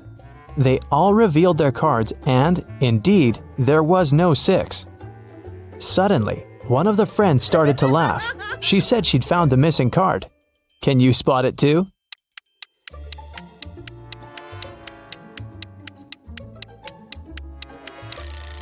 The player who has a 9 actually has a 6, but he's holding it upside down. There are only 8 cards and the highest number is also 8. It was reported that another civilian had invaded Earth. Detective Callum had a special mission to find everyone who was not human. He entered a cafe searching for invaders and noticed one of them right away. Can you tell which customer is not human?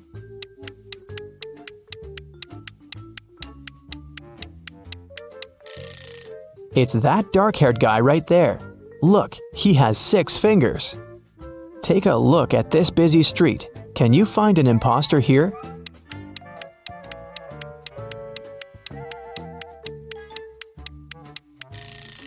It's this guy. His clothes are super warm, but look, his face is blue. Now we're moving to the mall. Try to find an intruder here.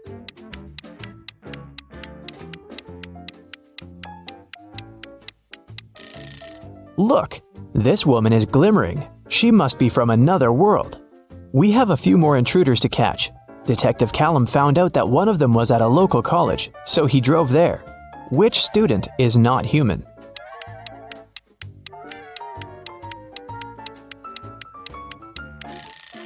Look, that girl is floating, just a couple of inches above the ground, but still, definitely not an ordinary student. After work, the detective went to the gym, but even there was someone from another planet. Can you spot them?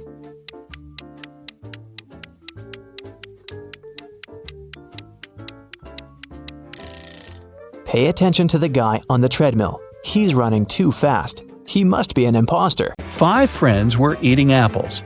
Amy finished before Bob, but after Kat. Dan finished before Eve, but after Bob. Can you figure out the exact order in which they finished the apples?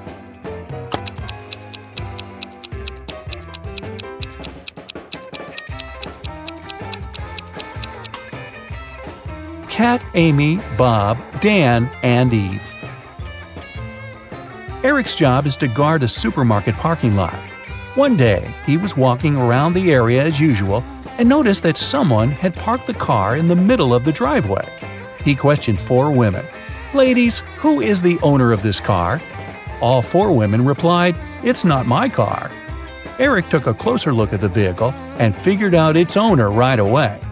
Can you guess which of these women is the owner of the car?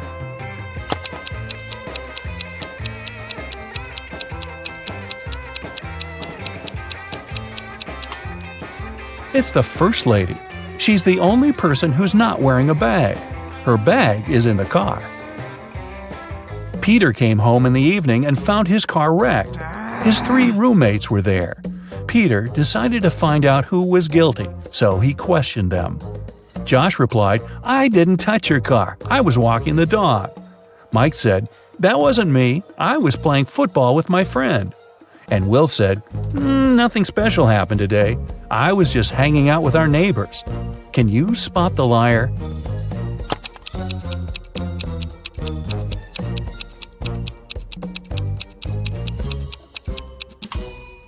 It's Will. He said he'd visited the neighbors, but nobody lives in this abandoned house. Plus, his cheek looks like he was in a crash. Sophie was sleeping. Suddenly, a robber broke into her apartment. He locked Sophie in the bathroom and asked her to stay quiet. Then the robber began to collect cash and jewelry around the apartment. Suddenly, the phone started ringing. The robber told Sophie to pick up and talk without giving away the situation. Sophie picked up the phone. It was her husband. She said, "Oh, hi, darling. Is it an emergency, darling? Give me a call when you land. I'll cook your favorite meal that will help you relax after your business trip." Then she hung up. 10 minutes later, the police arrived at Sophie's house and caught the robber. Can you guess how the police learned about the robbery?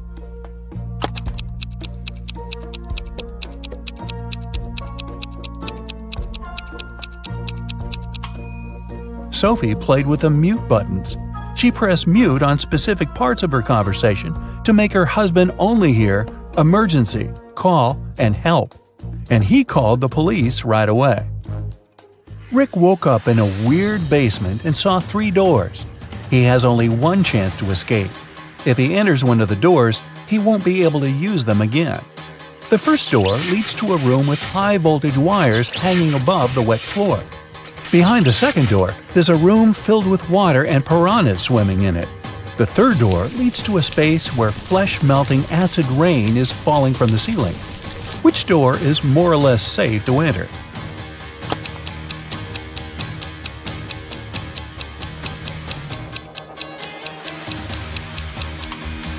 Rick should choose the first door. He'll be okay if he won't let his body come in contact with the wires and the wet floor at the same time. Jerry called his wife Robin and told her that he would be home by 7 o'clock. They didn't plan anything special for that evening, but when he arrived at 2 minutes past 7, Robin was furious. Why was she so angry? Any ideas?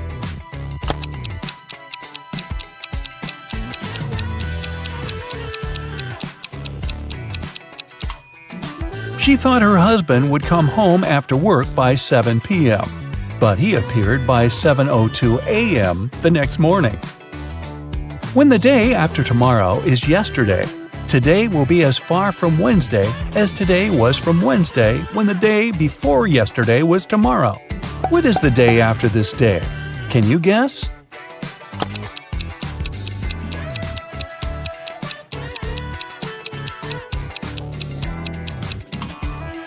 It's Thursday. Harry and Barry are two magicians performing this evening in two nightclubs on the same street. But one of them is fake. Can you guess who?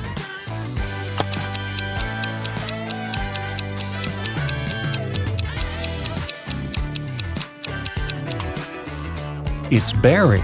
Take a closer look under the magician's tuxedo. On the right, you can see a restaurant employee badge with his name on it. He must be a waiter who came instead of the real magician. A monkey, a squirrel, and a bird are racing to the top of a coconut tree. Who will get the banana first, the monkey, the squirrel, or the bird?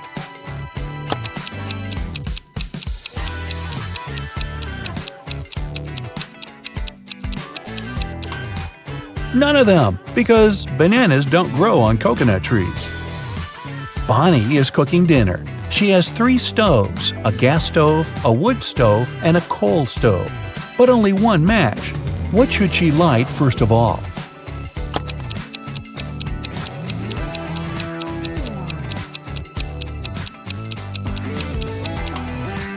The match!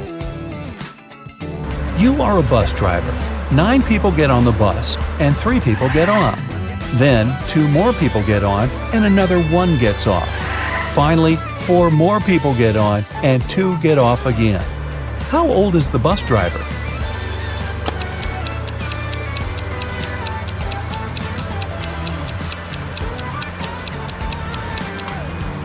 Whatever your age is, remember the question? You're the driver.